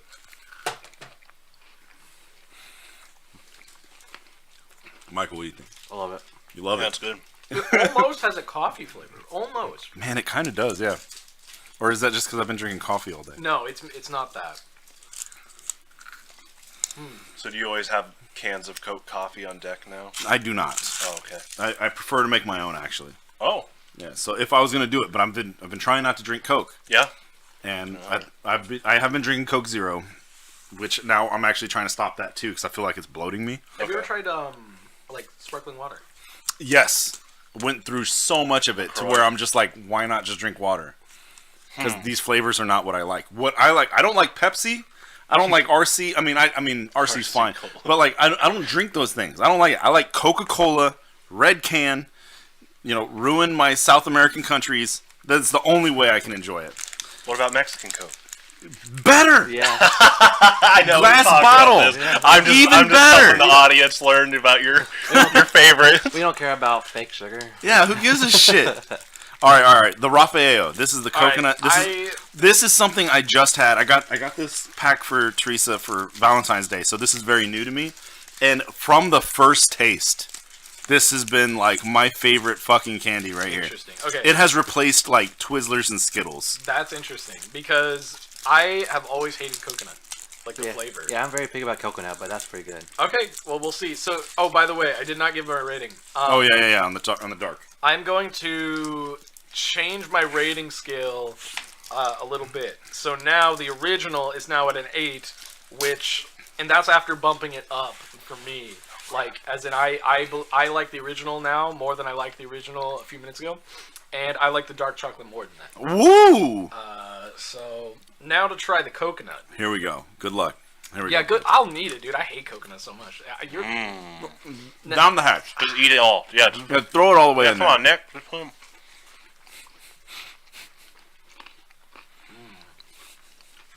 This thing is magic. I think it's the greatest thing in the world. I like it. Oh my okay. god. So not as bad as I would think. Mm-hmm. Definitely significantly better. But it is also like the other two. I could be like, oh man, I see that in the store. I'm like, oh, you know what, I want that, and I would pick it up. Yeah. This one, I would look at it and be like, nah. Moving on. But if it was in a pack, like that, I wouldn't be like, ugh, I'm not buying this because the coconut's in it. It's like at that level, Okay. Like I will eat it if it is available. But if it's the only thing, I will not purchase this. I don't really like eating a lot of candy, and I do. I look at those. I look at that box, and I see the Raffaellos there, and I'm like, I could eat some candy, man. That shit is good. Oh my god, I love it so much. And I don't know. I like Coca-Cola. You like coconut? I like that coconut. It has, to me, that one doesn't taste like regular dry coconut. You're 'Cause, right. like dry coconut kind of has like almost a bitter taste, You're or right. like a real dry taste to it. It has the baby or young coconut flavor that I love young coconut, man. It's so good. And that's actually the reason I can tolerate it. Probably, man. 'Cause it If doesn't you taste don't like traditional. traditional like American or maybe German coconut, because like a lot of the German desserts have that shaved coconut on it, toasted coconut. Ooh, excuse me, man. All right. I'm spoiled with chocolate. There's like a new chocolate doctor shop that's What? open across. Yeah, she had like a PhD of chocolatiering or something like that. What? That's a new occupation. That's I a know about. thing? I could be Dr. Chocolate? Willy Wonka. Yep. And Dr. Dark Chocolate. Sonic the restaurant. Good tag. Good tag. Dr. Chocolate. That's a good talk. Dr. Chocolate is good. Holy shit. Yeah. Dude, I have a list of tags Oh, boy. that I use. I did like Glover fan. I did my last tournament here. I was just like Spire fan, format the same. Got the all caps underscore. I was Glover fan. Glover fan. I love Glover. And by that I mean I have never finished Glover, but I also don't plan to. But I like the idea of Glover. Just master hand on a ball. Yeah, Hamburger dude. helper's son. Yeah. I love Glover. Pete tries to get me to listen to the soundtrack a lot. It's pretty good. Well, I It's was okay. about to say that the first few levels have like the best songs in the game. Yeah. No, Freaking not all of Atlantis them is are just very- vaporwave. No reason to before go vaporwave. deeper. Exactly. Not all of them are all that great. The rest of the game also is not that great. So All right. this is my list of tags. Holy shit. That's a little alarming. Yeah, I have a list. Wait, when did you start this? When was this file I made? think I started like 3 years ago. No. Okay. That's a good list for that. I'm just trying to imagine when you started dropping tags time after time. You this got has home been and you're a like, thing- ooh. No, it's been a thing for a long time since Smash Cafe. Okay. Since I was running those. That's Let like me see if I can find a couple. I'll like go through the list here. I won't read all of them. Okay, is this the name? Is this the rate the tag segment? Yeah, you know what? Okay. You have to rate it like All right, 10 out of all right, cool, 10 cool, to cool. 1. Yeah, Being amazing. J Spot. Okay. All right. Rosetta Stone Cold. I like that one. Blue Eyes White Privilege. Oh, okay, yes, I like it. Let's see. Yeah, all you're gonna get out of me is I like it or I don't like it. All right, Lasagna of Nazareth. That's real good. Jeez. Let's see. If you came to my tournament and I was like, "Hey man, it's $10 to enter. What's your name?" and you're wearing your fucking shawl over here that you're wearing, your coat that's a blanket, and you're like, yes, I am Lasagna of Nazareth. I'm like, first off, I need to taste that. That's probably made with matzah, and what a great name. It is good. What sauce do you think they use? They use red sauce. You think it's figgy? What? Who's they? The Nazarene. Oh, that is such a good, intelligent individual right here. Pulling that word out. That is so. Oh my god, I'm impressed. That was an intellectual move, honestly. So, yeah, I mean, like. Anyways, yeah. So keep going. I don't know what they would use. 2 medium 2-topping pizzas for just $5.99 each when you order online at PizzaHut.com. Oh, that one, yeah. It's a little much. No. Whomsoever let the dogs out. No. Pacific Gym. I like that. Starbucks Water. Yo. Neon Genesis Evangelist. No. Let me see. Chameleon Twist 2. Why number 2, or is it TOO? 2, like the number. Like the sequel to Chameleon Twist. There's a game called Chameleon Twist? Yeah. Oh my god, 64. it's so fun. Don't play Chameleon Twist 2. Play Chameleon Twist 1. Oh, okay. In 64 game, it's actually dope as shit. So wait, it's a platformer where you use your tongue. I played Yoshi's Story. Or Yoshi. No. Yoshi Island. Like, you use your tongue to move. Oh. That sounds cool. It's so sick. I played Bionic Commando. Let's see. Free download. That's pretty good. Means a iPhone 5C contest winner. No, get out of here. Coochie list. I like that. Jeez. Deodorant denouncer. Yo, yes. Especially at a Smash tournament. Drywall puncher. Yeah. Oh, we know a few. Hey. Per my last email. Yeah, okay. Yeah, that's in. Furby kicker. Yo, yeah, you're in. Nick, do you have an app that would generate these for the public? No. SoldierBoyTellHim.com. No, get out of here. Banned from eHarmony. No, out of here. No. Homophobic brony. No. Well, No. accurate. But Random chimp event. No. Planned chimp event. I like that one better. You're a real dark person if you're planning a chimp event. what? The girl reading this. Yeah. No. Lava lamp chugger. The girl reading this says. That's pretty bad. She left me on red. Default Verizon ringtone. No. BuzzFeed Zimbabwe. No. Abysmal pussy. I like it. Hideous crustacean. Yeah. Yif in hell. Yeah. Mongolians win again. Yeah. Noodles, and then in parentheses, horny. No, because it's not going to come across when a TO yells it out. Sonic dabbing for his life. No. Ethnically challenged individual. Oh my gosh. No. It's not fun to yell out. Bonus. You get like multiple people being like, "Yeah, what's up?" Yeah. Let's see. Bonus clown. I like that. Death cab for coochie. Nah. Konnichiwa, my lady. Samurai sword and all. Yeah. Can you introduce me as Joker? The whole thing. Excellent gamer. Yeah. Paying taxes with Reddit gold. No. Toby. Yeah. Guerrilla warfare, like the ape. Yeah, sure. Wacko bastard. Yeah. This was always the plan. Yeah. Let's eat this hot dogs. No. Dementia gaming. Yes. Midnight releaser. Yes. Let's fucking go. Yeah. Adventurous Kirby 47, which is shortened to AK-47. Jeez.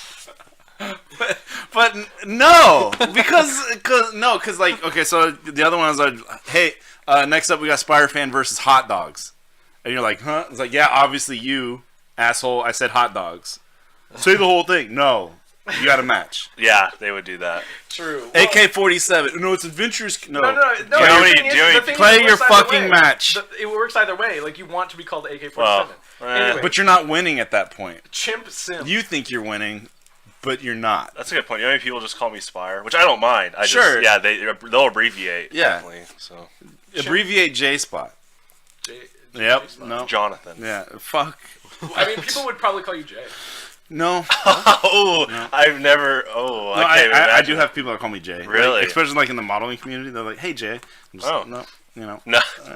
Libertarian Goku. Yeah, I'm into that. What if Goku was HIV positive part 13? It's a long. Have you ever heard of Chuck Tingle? No. Oh, dog. All right, keep going. Statutory ape. I like that. Middle-aged man. I like that one too. Trendy youth. Yeah. Soda pop frequency. What? Just some words. This one is a personal favorite of mine. Pagliacci Gaming. Yeah, I like that one. Uh, What is going on with my phone? My phone is freaking out. Thugger Girl. Yeah, I like that one. Cupboard. Yeah. Raisins that look like chocolate chips. No. Congratulations. Yeah. Kunk. Yeah. Daft Kunk. Absolutely. Grape pizza. Yes. Cheese soda. Grape pizza. But Fucking wait, Ike. Nick, real quick. I'm Or surprised. fucking Ness. When's the last time you updated this? Like a few days ago. Okay, Wow. because I know you. I was surprised you haven't made fun of those Discord tags that use like a symbol to be at the top of the user list. Yeah, well, that one doesn't come across verbally, which is where this is usually Yeah. communicated. Yeah. Let's see. Premarital Gex. I like that a lot. Femboy Ethnostate. No. Jeez, It- dude. yeah, you just be called Fem. Twitter Argument Champion. Oh, are you gonna translate? Yeah, Jonathan, that's what I'm doing in my yeah, head. he's That's like what I'm saying, yes or no. translating the abbreviation. Yeah, that's what I'm doing in my head as a TO, and I'm like, Also, just give me your $10 fucking dollars. It's also 15 at the door. Just come on. also Nick Quacker My Jack name is 01. My name is Fembot. Whatever the fuck. Yeah, okay, got it. I don't know which one they liked, but at least you got one tag that's. Twitch.tv/fuckassgaming. Okay, jeez, dude. I like much. that one a lot. Dadplower69. Yes, I'm in. 4 times Reddit Gold recipient. No. Funhaver. Yeah. Registered Hypercam 2. No. I actually like that I like one. that one a lot, but no. Because you're just gonna get called Hypercam. Ethan Galleon. That's good. Mom of Mia. Yes. Coinstar for cheese. No. Trunk Monkey. Yeah. Pablo Gonzalez 2007. That works. Phantom of the Wapra. Yo, yeah. Milkshakes 42. Yeah. Through the Fire and Flames on Hard. No. Cracked iPhone 5C. What would the TO call you? iPhone. Cracked, Cracked. which is a compliment nowadays Yeah. in Melee. Yeah. Sushi Hole. I like that. Jeez. I like that. Why did that one let's tickle my brain? see. Big picture mode. Big picture mode. Fresh You're just balls. gonna get called Big Picture though. Damn. Fresh balls. Fresh balls works. I actually beat a furry to death. No. E-girl tithe. No. Cops can't read too. No. Horse meth. Yeah. I've entered gamer mode. No. Who is in Paris? What? The Undulator. Yes. That's a really good tag. I like that one. Bi Furious. Yeah, that works. Slacker Boy 314. Too easy. I shit your pants. I like that. My other ride is your dad. I like that too. Gratuitous gaming. No. Fun. You said one that was very close to that I said yes on. But Funt. that one, no. What Which about- you don't like Funt? Funt I'm into, yeah. Funt Sure. is awesome. Teeth Fortress 2. No. Let's see. Awesome Sauce X3. I like it, but it's not gonna work. No, Like, it's- you're not gonna get what you're looking for here. Well, the thing is, this also isn't That's a good just reality in check. IRL tournaments. This could be a display name that shows up when you're playing the online game too. Non-stop gamer. Spelled like N-U-N. N-O-N-E.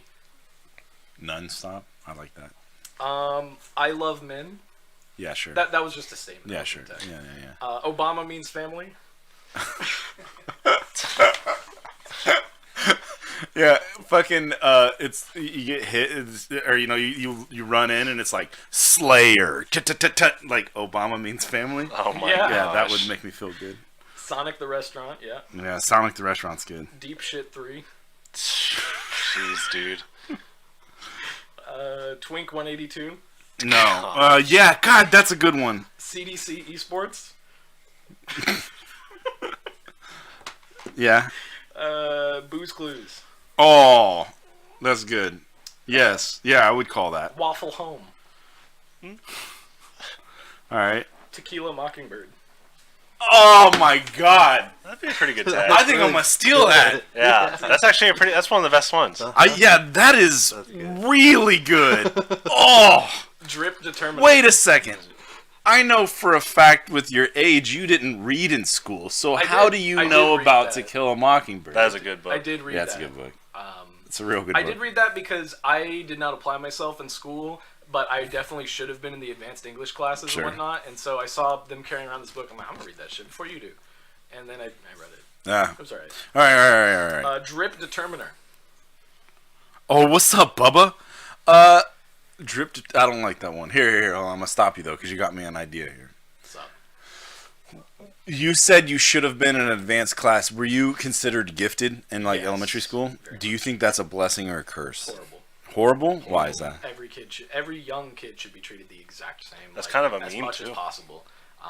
It's very much a thing where it's like the gifted kid doesn't have to try very hard because at that level there's really not too much that is required of them, even if they are gifted. But when that expectation sets in further and maybe it doesn't align with what they are willing to put forth as far as effort, or it just isn't what they want to do, then they have this horrible weight of expectations of, I thought you were the smart one, and then they think to themselves, I thought you were the smart one, I thought you were talented, why can't you do this? And then it's just a downward spiral. They get an A- and freak out for like 2 Not weeks. even just that, but possibly.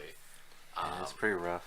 But that's definitely a thing. But Were you two also considered gifted, or No, but I had for. Oh, go ahead. I have a neighbor that's a kid that's Excel in Excel classes, and they like oh, I messed up I raised my hand for answer a question that was wrong and I got make fun of kind of like dang Oh, dude, wow. that's rough. I had a few friends that they were in the higher up classes, and they did exactly that. If they got like a B plus or A minus on a paper or test, they freaked out. And I'm like, yo, I love my B average. I can relax, but still care enough to study and stuff. And I know a few of those quote gifted children that of course they were really good at piano and I can recite this in this language. But what was interesting, it kind of goes back to fighting games.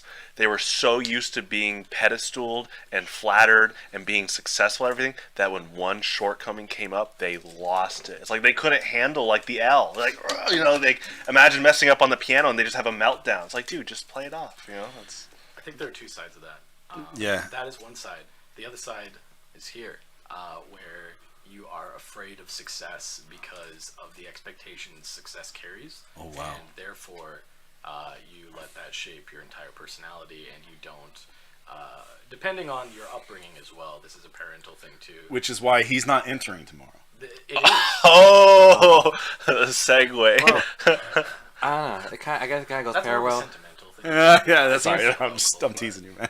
It's kind of You're not far off. I guess it kind of goes parallel, like how I think, like nowadays, a lot of people really do believe, the worst, how can I word this? The worst time that you had is what defines you, kind of. Like the worst that someone has seen you, Yeah. at the lowest that somebody. Yeah, your lowest is what defines you, kind of. Whatever is screenshotted of your Twitter. when Yeah. you're- 'Cause Oh, I'm sure- you guys love middle school Pete, and I think it's funny too. So I know, it's like, I don't know, it's just us, maybe in the Midwest, we're just raised, we get told a lot, oh, you can always climb back up, you can always, second, or take another swing at things. But, on the internet, it seems like a lot of people really believe, nope, this is Yeah. where you're worst at, and this is what you are. Yeah. there's definitely not a lot of forgiveness on the internet for nope, you never redeemed yourself. Yeah. I think a lot of it comes from oh, look how bad this person is. Don't look at me. Look at this person. And Ooh. it's, Now, I do think we need to hold people accountable, but yeah, a lot of people will try to straw man or find one thing and over exaggerate it, and then they'll try to undermine anything else you do, or if you have a good argument, Yeah. they'll try to use all these fallacies and So I'm very competitive, but I don't understand that approach. Like I see a lot of people that have that type of approach to things where it's like, for some reason, they need to take other people down. Like I don't get it. Oh, they probably just weren't given enough like healthy validation when they were learning these habits. They were probably like a lot of like comparing them being like their parents probably compared them to other kids or themselves when they were kids. Like, oh, when I was your age, I was doing better, or I had it harder than you. So the failed sports star dads. It doesn't even have to be like a super successful dad or even successful in high school. It could be anything. Like, oh, it was so much harder for me. Why can't you do this now where it's easy and you have all these tools? And it's like, it's a totally different environment, and they just aren't. But anyways, that kind of stuff is I think that's a huge contributor to why people are like, oh, I feel really bad about myself, but at least I'm not as bad as this guy. Everybody, look how bad this guy is, and look at me telling you about that. That means I am better, right? And I think that's like I think weird the most validation. extreme point that's like happening right now in the Smash Ultimate scene. There's a guy named like MK Leo. Yeah. Name sounds familiar. He did worst he's ever been, which is like came in 4th place. I thought it was 3rd or something. Yeah, like 3rd or 4th place. Had a big tournament too. Yeah. He's like the best Ultimate player. So, Sure, but that's since he got the lowest placement he had, 3rd or 4th place, people were like really hard on him. And like laughing at him and stuff. Yeah. And for It's context, like Daigo getting second. And, see? Yeah, It's yeah. like, yeah. gee. And for context, MK Leo is what like right now by like not it's not even close in my from what I've seen that he's the best Smash Ultimate player, and he is like dominating. And he's a younger kid too. He's like I think right now he's like 18 maybe. Wow. He's insanely good at that simple game. So Goodbye, Quacker Jack 1. I think Yeah. I know who you are. But Later thanks on, for Quacker tuning in. Jack, Yeah. thanks for hanging out, man. Thank you for saying goodbye. That's actually one of my stream rules. You don't gotta say hi, but you gotta say Say goodbye. goodbye. Or else they're in that ambiguous abyss. Are they still here? Yeah, who knows? Yeah, are you out there? And then you wait, and then there's a delay, and then you wait some more, and then you're like, oh no, they're not out there. And then there's the wait, and then there's the delay, and then they're like, yeah, I'm here, and it's like, oh fuck, I already forgot what I was talking about. Oh my Right. gosh. that's why you just assume nobody's there. Yeah. There's a skit on Mr. Show with Bob and Dave, right?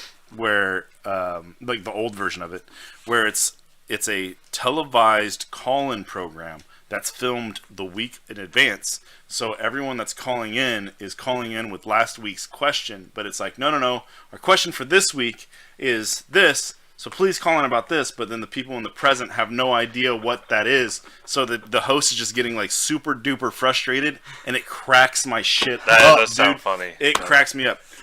I was a gifted child. Whatever, right? I was in Arena or whatever the fuck it was called. And I think looking... Sorry, G-dubs. Yeah. Alright. I think back on it a lot because I worry about my daughter because what it showed me was I never needed to study. When it was time for me to learn how to study, I was over it. Same. And so one of the few things I am willing to study for is fucking fighting games. But other than that, like, yeah, dude, it's really hard for me to shift gears, get into that. And I think that all it did was bolster the idea of if you pay attention, if you try hard enough, if you are in the moment, whatever, you don't need to do all this extra shit and you can get straight A's, right? That's literally how I apply myself to like everything, including fighting games. That's why I don't go in the lab, because I can just try Sure. hard. Like I can just believe in myself enough and it'll manifest, and that has been how I've played. Sure. Yeah, no, I don't knock that at all because I mean I'm right there with you, but now I see it in my daughter and I'm like, bitch, you need to learn how to fucking study. Like, read the shit you just wrote. I was grateful enough in high school to be warned about the difference of study habits when you go into college compared to it. And I was like, yeah. wait, what do you mean? And the instructors and people that were already in college were like, well, you don't really have study guides that much. And I was like, oh, really? It's like, get ready for that. And I was like, oh, okay. They're like, actually, read the book because that could be covered on the tests. Yeah. I was like, okay. And so I had to shift my mindset going into college, and like you said, learn to study. Mm-hmm. And I also was told there were high school stars that once they got to college, they could not reconfigure Yeah. that, or they were used to not studying. They didn't know how to just grind, go to the library and just grind out that routine and self-discipline. Because once you get to college, you think you have all this free time, but it's more about disciplining yourself to stay on track. So. Yeah, I never learned the self-discipline because it's like, why the fuck do I need to study? I could just play video games all day and get an A on the test. Yeah. And that's literally the only reason I passed high school, because I didn't do any homework, no assignments or anything, except in the one class I liked, which was like American history. I didn't even like the subject too much. I like history. History's but, cool. But it was the teacher Metal Gear. who was very involved with the class, and it was just such a great environment for learning. Honestly, the best I've ever seen, straight up, like amazing teacher. Unfortunately, he turned into he became the principal, which is good for him, bad for the individual kids, because maybe he can make good decisions, but at the same time, it's also really rough not having that great of a teacher. But anyways, I got that class I think I got 120% in that class. Oh wow, it went above and beyond. I was getting perfect scores on everything, and I would go do the extra credit because I enjoyed it. And it was just the way the teacher taught everything, and the way he got the class involved was amazing. But at the same time, that also kind of reinforced my idea that if I'm in an environment that I learn well in, I'm going to do well, and I don't have to try. It's just going to be fun. But that is not the case for 99% of everything. Yeah. So you're not going to enjoy the study and the research you have to do necessarily unless you happen to be that person. Yeah, I was going to say, if you can shift your mindset, you can enjoy a lot of things you apply yourself to. And that's something that I'm definitely starting to learn, trying to enjoy things that I normally would, or find aspects that I can more focus on or bring out. But it's hard for me to ever study ever anything, even if I try and sit down and learn something in Melee, my favorite game, something I've devoted probably the most time in my life to, I can't. It's just not fun. It's so boring for me to sit in a lab and be like, okay, let me do this combo 30 times. I can't even do sit down and do a combo 5 times without being and that's why I don't have a main in the game. I'm pretty good with Mario Bros, but I guarantee you I will get tired of Mario Bros pretty soon, because I go through phase. I'm like, okay, I can't play one character this long. It doesn't matter if they're the worst character or the best character. I'll play them and have fun, and then, I can't sit still. I can't do that. I can't just settle and do a routine. I have to just. I'm very much crazy. The opposite. I like to have my main, and that's just the way that I express the game. Yeah. Right, and I don't like to change characters because winning's fun. Right. So, I want to stay cutting edge, and then I don't want to waste your time. Is it a waste? Well, how would it be a waste of my time if I am practicing against you and I am learning how to better pick up on PvP habits, how to pick up on, how okay, so you it? see it that way. And if I, in my opinion, I believe that's just objectively a correct way to look at it. Sure. And so it is. If you agree with me saying that's objectively correct, then how would it be a waste of time for anybody? Agreed. Except I'm not the only person who has an opinion. I think, but if it's something that is it an opinion if it's objectively correct to think hey, I can learn a lot from playing this player, even if it's not their best character or something, I can still learn from it. Is that not correct? Well, I think of it like this. It's kind of like how a great teacher is they fit with the needs of the student. So you have a student and you might teach them differently than the next student, kind of deal. Mm-hmm. So every student have picks up things differently, and a great teacher will see that and fits the needs of the student that it needs, kind of deal. I think that there's a way, I could say, as long as you're playing, you should have an opportunity that even if I'm just literally doing everything wrong, I'm just holding forward so you can hit me. You can still practice your combos. You could practice what times to. There's something you could do. A lot of other people, especially Street Fighter V, where it's just hammer it in, right? Just beat the fucking meat, right? Where there is, if you're gonna go that aggressive, there's no time to see that out of your opponent. There's people who are just I beat you, I'm out. I beat you and I'm done. Right. So I would say that's online play, right? You wouldn't. No, I'm talking about in person. Really? Yeah. I knocked that. I hit that. You're gonna fight again. Okay. Why am I playing you? But wouldn't you say that's their problem that they feel that? Their problem or not, I need someone to play against. That's true, but Right? That's what I'm saying. That's why I stick to my one character, because I want to give you my best. And when I say waste your time, if I could give you something to do against my character I don't know what I'm doing with, imagine what I could give you with the character I do know what I'm doing with. Right? Like, we can have those conversations. If you're pushing me to my limits, it's going to cause me to learn something that will then push your limits a different direction. Right? Like, I'm very much a single character person, because I like to talk about, or I like to delve into like the inner workings of not just the game's mechanics or the character mechanics, but then the player themselves. And I feel like if I'm just like, hey guys, I'm gonna try this new character, I'm gonna play Smash Bros now, and it's like, well, what the fuck are you doing, man? I have to go take some time to go learn how to play that game before so that I don't feel like I'm wasting your time or whatever. You know, for people who are trying to grind, trying to get their time out. And I think I'm saying time a lot, so I do think that there's an appreciation I have not having a ton of time for this kind of stuff. So then that might be it too. Then it becomes, why is the time valuable or not valuable? Because invaluable is, it's interesting how invaluable works. Anyways, so why is that time determined to be valuable or not? And that comes from the goal of the time spent. So is their goal to be the best player in the world, or is their goal to have a good time? And I believe that, like, why can't you have a good time? And if your goal is to be the best player in the world, I think that's a shitty goal. Like, I don't think you should ever try, like, focus and be like, I want to be the best in the world, or even the best at a local. I think you should just want to be better than what you were. And from there, that becomes such an open-minded thing, rather than, if I'm not winning, it's bad. It's like, no, if you're just trying to improve, you can learn from literally anything. But if you're just trying to win, then yeah, winning is the only thing that matters. And so that's really close-minded. And it's also just a miserable experience. That too, it's not fun. I got like a middle ground to that, and that's the reason why I'm really excited about MU, because I see things as a community as a whole. Like, we just beat each other up in locals just to, like, you know, get each other up, see what we can do, blah blah.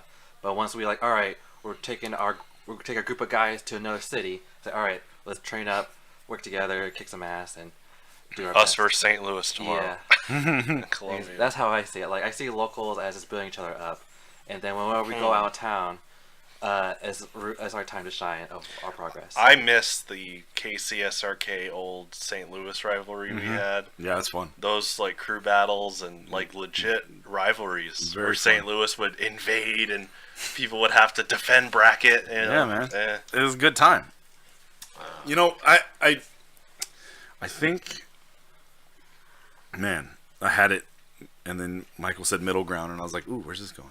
Yeah. Fuck. Oh well. We're talking about. I don't know. Like, I know, as far as like what makes it a waste of time, and I think it's that there where I agree with you. I should be having fun. I agree with you. I can find ways to get better no matter what, no matter who I'm playing.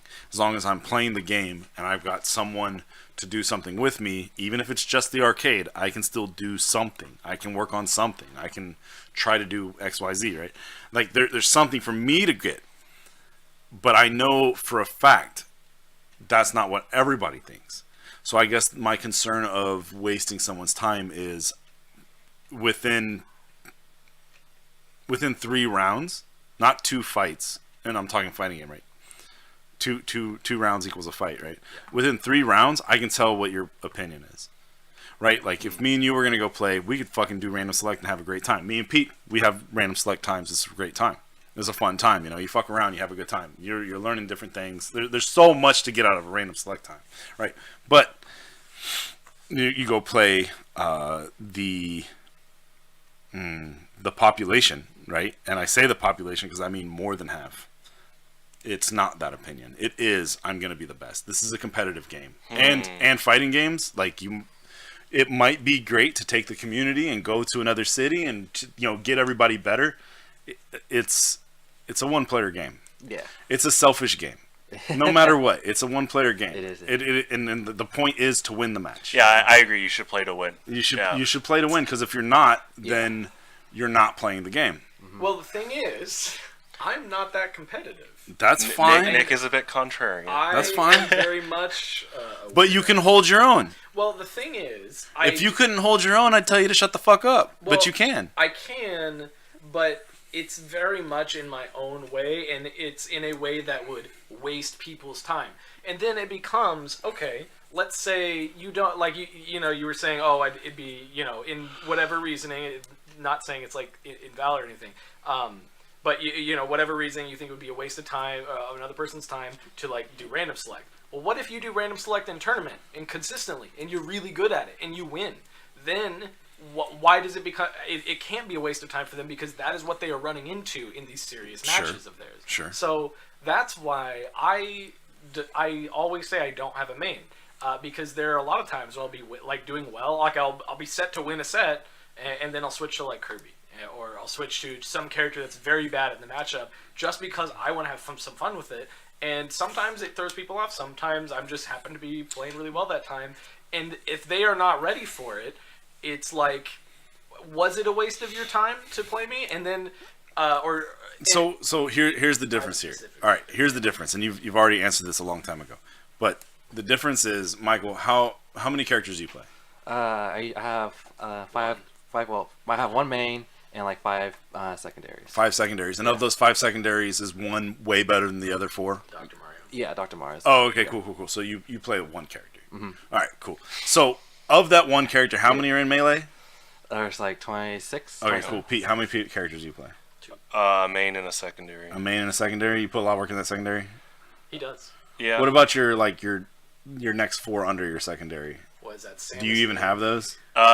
It'd be like Samus, Mario, Mewtwo, Mr. Game & Watch. Are those worth anything in your opinion? What do you mean worth? Are they gonna get you a win? Well, I never play as them in tournament, but surprisingly, this specific conversation, some of the new players think, like they say, yo, I didn't know Spyfan has a Samus. I didn't know he has a Game & Watch. I was like, oh. Like, I guess just me playing them in friendlies makes them perceive that they're that on that level. That makes you think that you're practicing it. Which I think is, I'm not trying to derail your thing. I think that also correlates to fundamentals. Not trying to like self-brag, but for the sake of the conversation, I think having the core fundamentals can help you play a bunch of characters competently. Sure, absolutely. So the difference here is that you've already said that you've played this game your entire fucking life, and you're talking about Melee, right? You're not talking about Samurai Showdown, right? Where you played maybe a character and you kind of know their special moves, and then you go play some random ass character. That's where the waste of time is. I guess where I'm approaching this is from like the middle ground of the full population, right? Where if I'm going to go out there, I have to expect these people are someone who only know Mario and Dr. Mario, or sorry, Pikachu and Dr. Mario, and they're really looking to go do X, Y, or Z, whatever that is. They're trying to get better. They need their skills tested, their fundamentals tested, right? I'm not going to be able to test their fundamentals on a character I don't know normals. Yeah. So, I mean, I can get around. I can go press buttons. I know I'm smart enough to say after I've blocked a few, I know what button to press. I know what button to look for. Sure. But I'm not going to be able to punish. In Street Fighter, it's a very 3-guess game, right? In Melee, from what I've watched, if you get a couple of spare hits and you get a good throw into a decent combo, if you don't execute correctly, that's a kill. Or that's a stock, right? So it's a very quick 2 to 3 guess life as well. 4 stocks each, right? But I will say that that's a huge difference in why I'm not a huge fan of fighting games. Is because mid combo you have choices that you agreed. So No. like That's what I said. If the opponent doesn't execute properly, it turns into that 2 to 3 guess game. Oh my god, my phone's doing it again. I'm gonna quit fucking with my earbuds. All right. Anyways, yeah, I'm screwed. Anyway, so I think that's the difference there. Is like, what's up, baby doll? Oh, he's stealing jelly beans.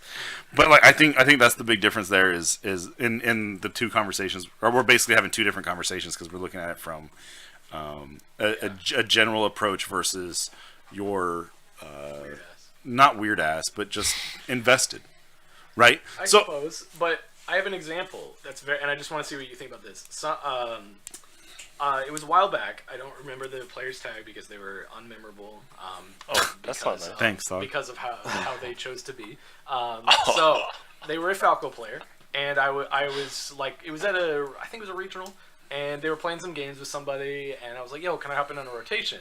And they're like, yeah, sure. So I sit down, wait for them to finish their match. I plug in, and I see I'm going to play the Falcon player. I'm like, oh yeah, I want to practice this matchup. So I pick Kirby. And then he unplugs and he's like, yeah, I'm gonna go find a different setup. And it's like, okay, and you know, and it said this is a waste of my time. I want to go practice against Fox and Falcon and Sheik. And it's like, okay, I can see where he's coming from. I play him in bracket and beat him with a huge crowd of his friends watching. So was it a waste of his time? And it wouldn't have been. He would have been much more ready. So I just don't see how writing anything off ever is a waste of anyone's time. And I know you said you are going to perform worse and not test the other player as much, but still there are so many things factors, because not even considering characters or anything. There are a lot of people. I mean, an example is G-Dubs. He struggles with playing against worse players because he's just not he's ready for a high level player, and he usually does a lot better and responds better. So but he is those not people ready. that study match footage. He's not ready for a scrub. And so, when they just throw out a dumb option, he just gets hit by it over and over. Why would they do that? That kind of that's not. It's what not he's optimal. thinking, Why but the fuck would they do that? It's not necessarily what he's thinking. Did you go to Cherry Street with me where we went to go play Smash Bros? Yeah. And the first time we ever met Chachi. Yeah. We went and we plugged into Melee at Dark Rain's place. Oh yeah. We went and plugged in at Melee down in his basement. And I was like, oh yeah, because it was you and Nathan. We came, me and Adam and my cousin Nathan came with me. This is fucking 2008. When you said Dark Rain. 2008, yeah. And we went in there, and there was a back room that had so many fucking Melee setups, and there was a front room that had an arcade machine and had a big screen. And Dark Rain's cabinet. Yeah, that cabinet, right? People were playing Third Strike on that. We had CVS2 on the big screen, and then there was 2 other Melee setups. And we looked inside to Melee because they're not as big Street Fighter players as I am. So it was yeah, let's play Melee together. Let's check it out. And my cousin Nathan was like, oh fuck yeah, Melee. I like that one. And it's cool. We looked into the back room. It was fucking full, and they were like, yeah, these guys aren't gonna be off these setups. There's more right here. And it's all right, cool. Let's check it out. A couple of guys step out, and they're like, oh cool, you guys are playing, on these setups. They're yeah. We all plug in, and I remember I chose Marth, and they're like, all right, the one guy chose, I think, Falco or Marth or something. I remember this very, very vividly. Oh no, I think I know where this is going. Adam chose his character. This is already making me mad. I deselected my character, and I was like, dude, I'm not gonna fight your fucking character with that. I'm gonna go pick this. And they're like, whip the fucking connection right out. Pulled it right out, walked away. So what the fuck is that? And they just call us casuals. I was like, back to CVS too. Yeah.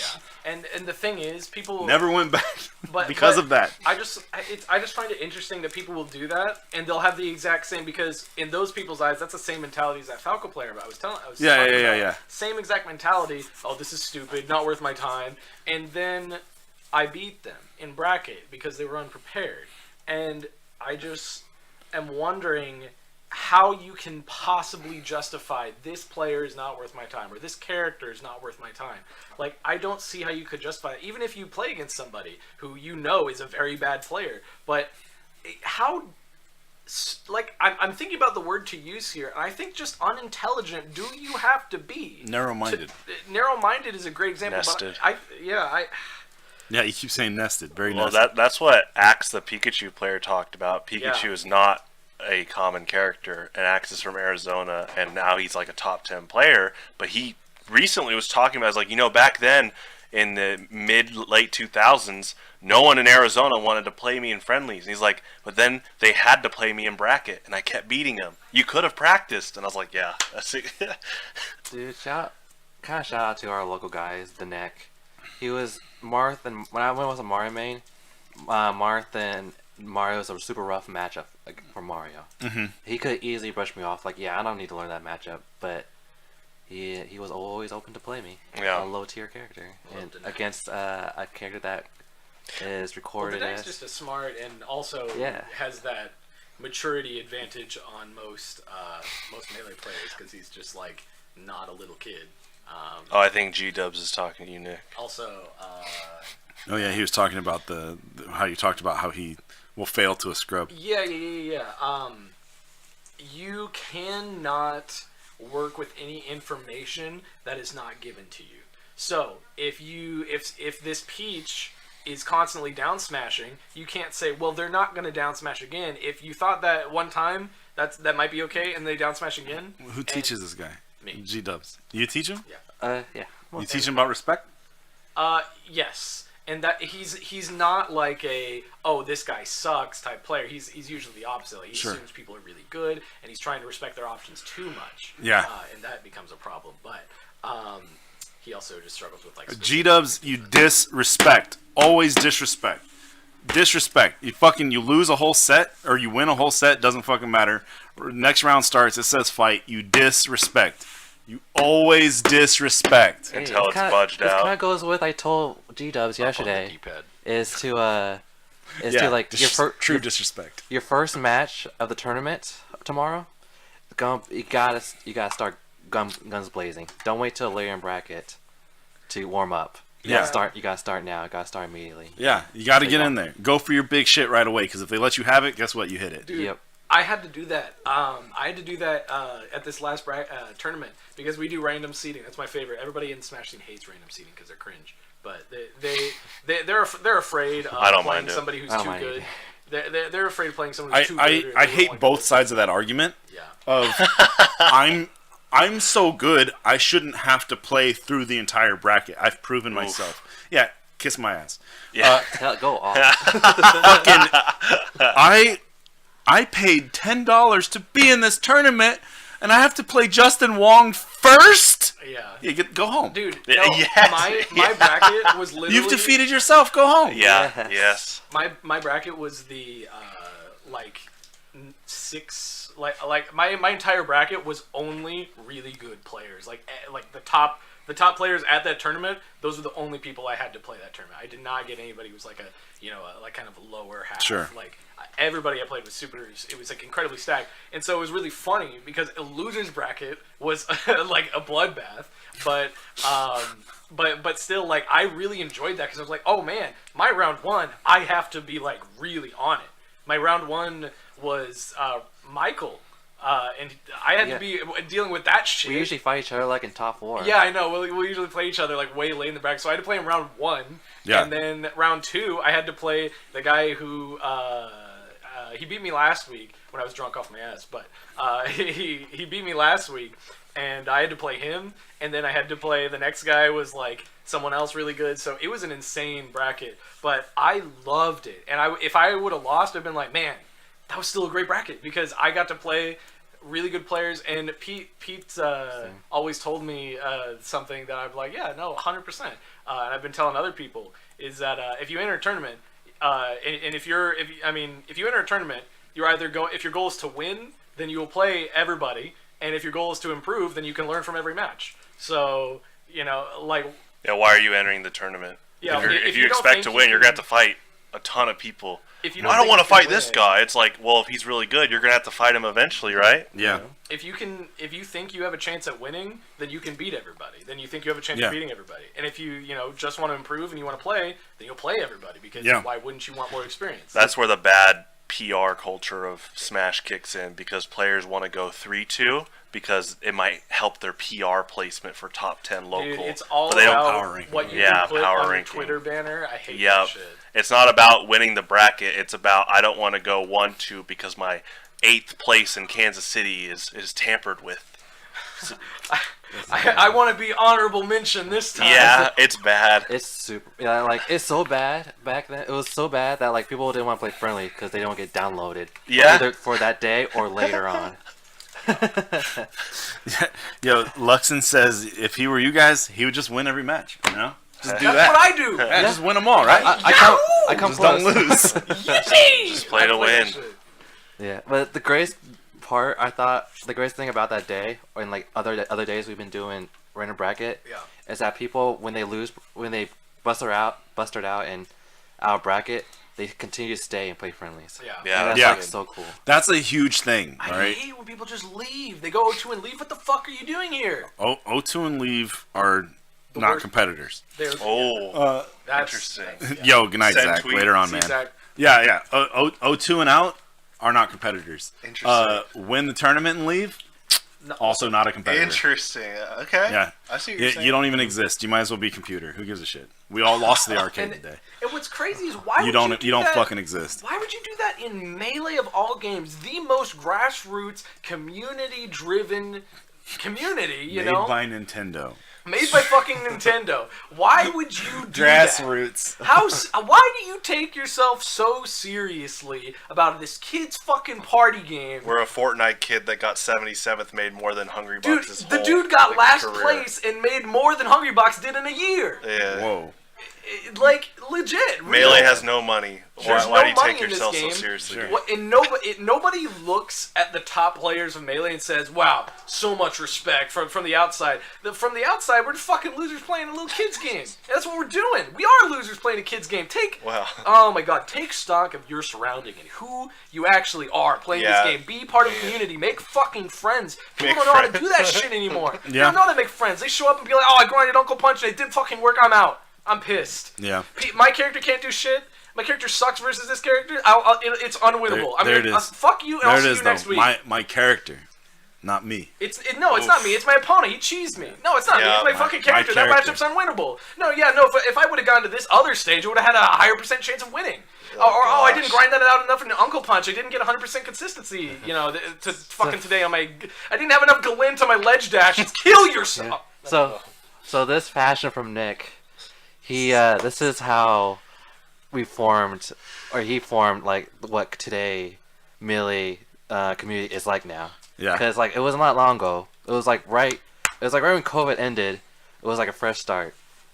So like what Nick is passion right now is what really changed the scene to be better.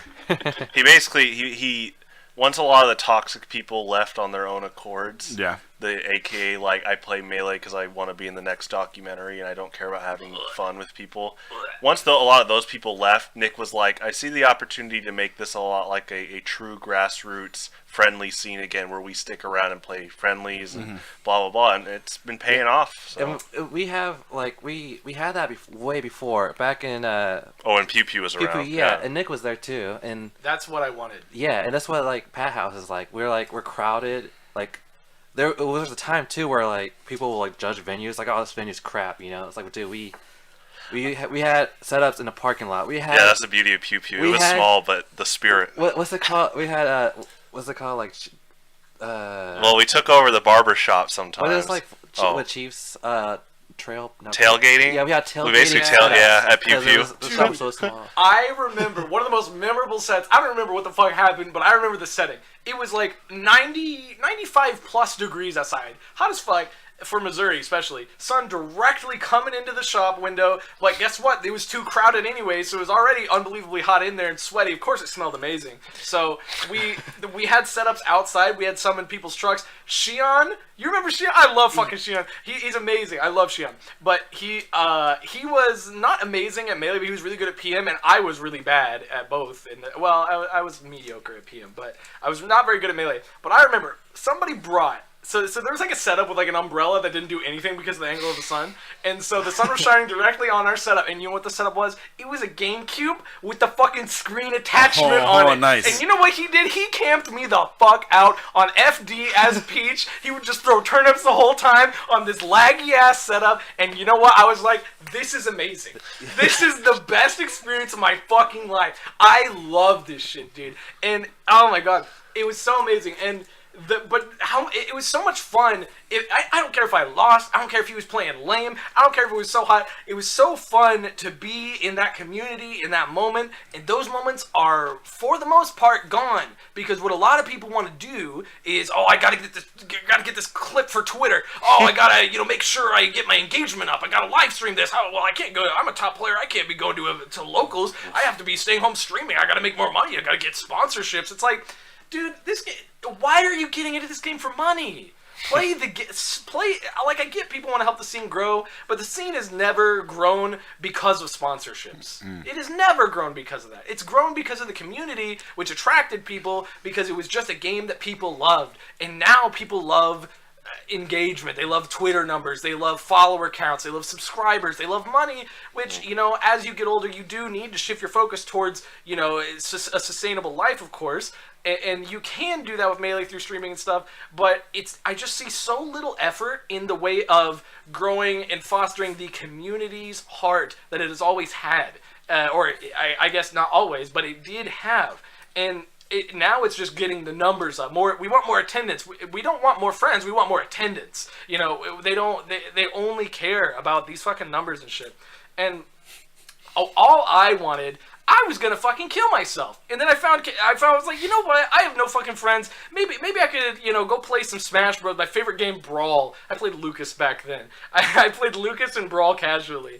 And I show up. These people show me how to install a mod. I'm playing through the night before. I'm looking at all the characters. I'm like, oh, this is Project M shit. This is crazy. They changed so much. I'm just going through the roster. I try Lucas. I'm like, he's cool. He's cool. I like him. And I try Ness. I'm like, he's cool. I like him. Just like every other character. And then I'm like, oh, I'm pretty tired. Got the tournament tomorrow, so I go to the tournament the next day, and Ness was the last character I picked, so he was the one I ended up sticking with for years. But I did play Ivysaur first versus Pete over here. But anyways, I was in a really bad place. I wanted to fucking die, and I've shared this with the community locally that, man, that community and having like friends in a place where you can belong, just like, it's so hostile now. Like, that shit doesn't exist anywhere at large, at least. Like, you watch the Smash documentary, and the very last clip is like, it's not about the Smash, it's about showing up to a venue, doing awesome stuff, making the game like an art form, like doing some really cool stuff, and just being really cool, and having really like a great time with friends, hanging out in hotel lobbies. That's what it's about. And at the time of the first Smash documentary, that was the previous age, but we left that in favor of, oh my god, there's a Smash documentary, I want to be on the next one. And that's why I think the Smash doc is unfortunately a bad thing for the community. The first one is great, but people took it the wrong way. It and invited a lot of clout chasers. There was a wave of kids who joined not because they wanted to be part of the community, but they wanted to be on the next documentary. Oh, I played that game. I want to be on the next one. I want to be famous. I want to be popular. So they burn a lot of bridges. Instead of making friends, are you an asset to me? Exactly. That's another part of it. But just I always really wanted that community where it's like, I like this loner, a loner kid could show up, no friends, like just a total loser in high school, like me, and I always wanted to make that type of like community, man. And it's so sad that shit doesn't exist anymore. And I'm really glad that the local scene has turned out like 80% of what I wanted, and that's really great. Like, that's way better than I thought I would ever be able to do. But man, it's really rough because it's just all either the people who used to be super passionate like that, they either quit, reasonable, because I've thought about quitting so many times because there's absolutely nobody who like I say nobody, I mean by that I mean a very minuscule percentage of people would agree with me that the most important thing about Melee is this community aspect, and people might agree with that on paper or whatever. They might hear that and say, oh yeah, I agree, but then their actions don't follow through. They do the shit like 0-2 and leave, or win the tournament and leave. And it's I just really want every scene to be like what we used to have, at that small card shop. I want every scene to be like that, because if every scene was like that, how could you not want to get involved with that? Like, that is so much fun. And instead of a documentary, I want to see more just, I guess they technically, by definition, would be documentaries, but I just want to see like more just footage of people having fun and just turning up at a venue and just having a great time. I want to see more of that. I don't want to see like, oh yes, at this tournament, Mango was projected to lose because he went to losers this early, but then he overcame the odds. It's like, yeah, it's cool that Mango did that. There's a place for summoning salt. There is, there is, and I don't think that's a bad thing. There's a place for those really interesting, high data, driven conversations, right? But like, that's the majority. That's like that doesn't exist on a day-to-day basis. And you need to have a fucking story to make that happen. Like, WWE is boring because it's a feud of the month club, right? And there's a reason why that an upstart that is, a third the size of it, like AEW, is now the biggest wrestling organization in under 5 years. In the world, not like in the United States, like in the fucking world, across all age ranges, and it's because they're just doing good work. So then, with all that said, and all your passion, why are you moving away? I am moving away for like totally unrelated reasons, unfortunately, and that's actually one of the only thing I'm gonna miss is my friends in the local Melee scene. If I had the option to stay, I don't really want to stay because I don't like anything about this area at all. Like, not a single thing besides the people. See, I love Kansas that City. I like. I hate this shit. It's horrible. You ever had a Quick Trip before? That's the thing. Quick Trip is not necessarily only in KC, but yeah. I mean, I am gonna miss. What's your other options? Fucking St. Louis? Yeah. No, I'm gonna miss the people and Quick Trip. Legit. Yeah, Actually. But I'm gonna miss the people. Gonna miss Quick Trip. But I just have like a opportunity, and I don't really. There's just a lot of other like outside life stuff besides like outside of Smash. But it really sucks to leave. Are you gonna find the community over there? So, there are a few people out there that I already know. One of them is Trey, the Trash Man. That's his tag. His like in his bio on Twitch or whatever, the first thing he says is he's like a legal marijuana patient. No, wow. But he's a funny guy. Sure. He's a really nice guy too. And he's like one of the community leaders, I think, over there for Sacramento Melee, and he wants to like grow the scene and whatnot. And he does agree with me for sure on a lot of what I'm kind of talking about. I just don't know how many people are really on board with that. So I'm going to see. But the problem with California is everything's in California. And what that means is the more competitors in California. That means everyone's better. And that means if you're not, if you're not a serious competitor, if you're not a bracket threat to me, then you're a waste of my time. More of that's going to exist. And I just want to see people enjoy Super Smash Bros. Melee, not enjoy not to say that you shouldn't enjoy competing, but I want to see people also enjoy everything else besides competing, because I like the game, and the only reason I'm in the competitive scene is because there's nobody else to play it with. Yeah. Because when I was in high school, or right before high school, when I would play Smash with my friends and like casually and stuff, I would just kick their ass, and then nobody wanted to play with me. But I'm like, no, I want to play Smash. It's just my favorite game. I don't care. You guys can 3v1 me, and I would still win. But it was just, Maybe, right? Not today. I don't think 3v1s are hard. Win it with good players. But back then, I would just kick their ass no matter what, and then I didn't have anyone to play with. And so I joined this group. I cannot exist playing my favorite games and with these people unless I am also on their level. So even if I don't go to the lab, even if I don't try actively to get better, I just have to play the game, and in order to exist and play my favorite game, I have to be better. And so I can only do that. So it's hard for me because now I have such great fundamentals that I can't go play casually with casual players. I can't play Smash Ultimate with casuals because I'm just going to kick their ass. But then I go to an Ultimate tournament, I just don't like the game competitively, so I can't play that. It's just not enjoyable at all for me, the competitive meta. And that's, okay, I recognize it's just not my thing. And then Melee is kind of the same, but I can at least tolerate it because I do like a lot of the aspects of competitive meta. Yeah. But I just don't like competing. I like winning on my own terms, and for me, winning doesn't even have to be I won on the victory screen. It could be I did a sick ass combo and you didn't. I win that game. Yeah. Or just in general, I did a sick ass combo. That's a win. It doesn't matter what you did.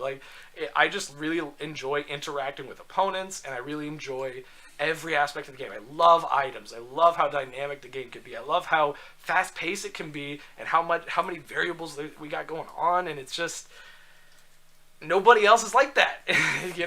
Nobody. Like even Pete, I'll play. Pete's not. If I say, "Hey Pete, let's turn on items," I would not imagine he would say "No, I don't want to do that." So we'd play with items and stuff, but at the same time, I don't want to do that. At the same time, it's just not. I don't want to play with just one person, who agrees with me, or I don't want to be like, oh yeah, we'll play one game of items, or we did that yesterday. I don't want to play anymore. Like I just want to enjoy the entire game, and as much passion as people have for the community, or sorry, not the community, because that shit's gone. Makes me mad. But as much passion as people have for competing and improving at the competitive side of the game, that's great. Why is there zero passion for the rest of the game? Now there are break the targets people. That's great. That people are speed running those, trying to save frame. That's awesome. I like that. But there's besides these very people will just seem to section off these tiny parts of the game that they enjoy and say that's Melee. It's not. Melee is everything. I want more people to enjoy the whole thing, not just this slice of the characters and these small selection of stages. Wouldn't that be an overbearing criteria for everyone, though? What do you mean? Well, you say, I want everyone to enjoy everything. So there's always, I think that's near impossible for everyone to play every single part about Melee every single time, because everyone's going to have something they don't like. Sure. I personally don't enjoy target test. It's not like something I want to say, oh, I want to play target test all the time. I barely want to play it ever. But I'm not about to say oh, people playing target tests, get out of here. You're wasting my time by showing me this stuff. I think it's awesome seeing how they innovated, how they change, and the custom stages they're doing. I think that's super cool. But nobody at least appreciate it. I get what you're saying, because I do play a lot of casuals with items on, because I get burnt out easily. Yeah. And I see people who be like, oh man, I'm burnt out. I'm like, yeah, I'll be burnt out too if I play the same character on the same 6 stages, for hours. It's so boring. I get that. Oh my god. I'll play with items on, but I don't mind playing just competitive Melee. I personally just don't get burned out on it. Yeah. It's not even getting burnt out. As you know, I can just play the same fucking match. Yep. I mean, I don't know. Imagine if for some reason everybody at the local scene was like, yeah, I just want to play dive kick. Okay. And that's it. It's cool. Dive kick's cool. But let's play dive kick. Yeah. We're here. I got it. But listen, you wouldn't. I can guarantee you wouldn't want to just play dive kick, because you're like, well, we could be playing Street Fighter, which has these fundamentals that you're enjoying about dive kick, but there's so much more. That's where you're wrong. Really? I'll play dive kick. I'll play dive kick for hours. Yep. My thing is, everything you're saying, I get what you're saying, but I think you could find that in the minuscule, tiny sampling. Maybe not target test, because that's not versus. Yeah, that's a little bit get the fuck out of here. It's only competitive world records. Speed run, but whatever. I want casual players to that's golf, man. Nobody plays golf. Oh, I love golf. Fucking, if me and Pete are gonna play Smash Bros. And we're gonna go 60 fucking 3 stocks or 4 stocks or whatever, in a 4-hour time period, and we literally never changed character. We just kept going back in. I will change. He will change. Yeah, I'd have fun By with the that. end of it, it will be different, but we never changed stage. We never turned on items. We just played the same 2 characters, and for probably 10 or 12 of those, I never did anything different either. But we still had a good fucking time. No, but I could do that over and over and again. Yeah. So if you say, oh, let's play dive kick, fuck yeah, let's play dive kick. Yeah. I'll play the same character too. Let's go. Let's mirror it. So, let's go. so what if the local scene was like, yeah, let's play dive kick, and then they only played dive kick for 12 years, 21 years. I mean, okay. I like to compete. It's cool. There is a lot to appreciate. But that's not what Melee has done. Melee's evolved. Not in recent years. Recent as in last what? When did they ban the stages? Bullshit. What? Who the fuck were we just talking about? AMSA. This is a perfect. Oh, I'm talking about big changes to the game, as in rule set changes. Well, they just froze Stadium. That's not. But 100% but who cares? Who cares about who cares about that little shit? Because look at AMSA. He's so much different than every other Marth and Falco player. Right. And every other Fox player that's right. on Final Destination. That. Right. This is a huge thing. You're right. 20-something years later, it's huge. No, you're right. 100%. I love that.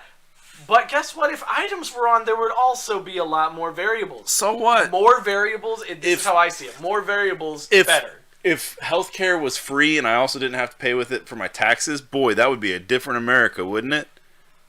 But America's fucking great, dude. Look at the shit we can do. It's it's so fucking different. We can say man, Wouldn't it be crazy if fucking whatever? What if cars fucking flew, man? I'm talking Wait, about it. I'm what talking if about we realistically. measured speed in something other than horsepower? Nah. Oh my god! Because you know what that Turbo would power. mean? It would mean we made a huge fucking change. The thing is that game has changed. It turned into Brawl. It turned into a fan project. It turned into Ultimate. And like it's, yo, what's up, Kevin? I don't know who the fuck you are, but I'm glad you're here. Hello, Kevin. But like the thing is like when you say, man, I gotta get more out of my melee. No, you don't, because you turned it down already. You turned down Brawl. You turned down Ultimate, right? You did that on purpose. You chose to go back to melee. Well, the thing I is, don't disagree that it is the best version of the game, right? Like Well, I there's don't. just more variables, and that's what I value. Sure, but I mean, Third Strike is still possibly the greatest Street Fighter, Not even possibly. which is the worst balanced game, which has the least amount of playable characters, which has the least amount of options to play said least amount of characters. Third Strike's sick. Third Strike's fucking amazing, dude. Third Strike is so fucking crazy. Anybody who's like, hey, I want to turn on Third Strike, and I'll be like, nah, dog, I'm not playing Street Fighter 4 tonight. I'm not playing KOF tonight. I'm focused on Street Fighter 5. And then I hear the fucking pa-ching. I'm like, yeah, okay, one sec. I'll be right there. Right? Because some things are so purely perfect. And what's perfect about Melee is how imperfect it is and how poorly of a game it was made. Hear me out. No, right? no, no. Because right. that's what made it have character. Fox versus Fox on FD is Boring as shit. to watch. Yeah. I'll finish your sentence for you. I don't mind it. Yeah, I'll watch it too. Yeah. But it's boring as fuck to watch. Yeah, it's boring. We've been watching that for 20 years. How It's many still Amsas fun Are, as- how many Amsas are there? One. 2. Axe is another Amsa. I don't know who that is. He doesn't exist. He's amazing. He's the Pikachu No, player. no, Pikachu that knows. means he doesn't play. He's not an AMSA. No. What I'm trying to say is, how many like crazy big innovators are there? 2. How many foxes are there? Yeah, right? And that's why I think it's boring.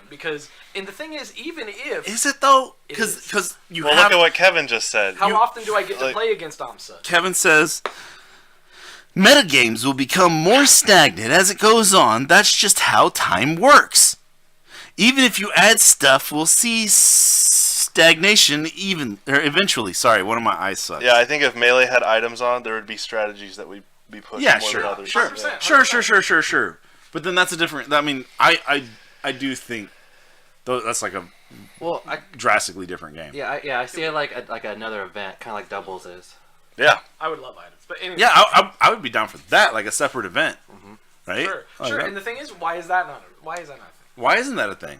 Because people Why are you only moving give a away? Okay. People only give a fuck Why about are you it. moving away? Because at I- this point, I literally, when we started this conversation, I was like, I will not play fucking items. That is stupid.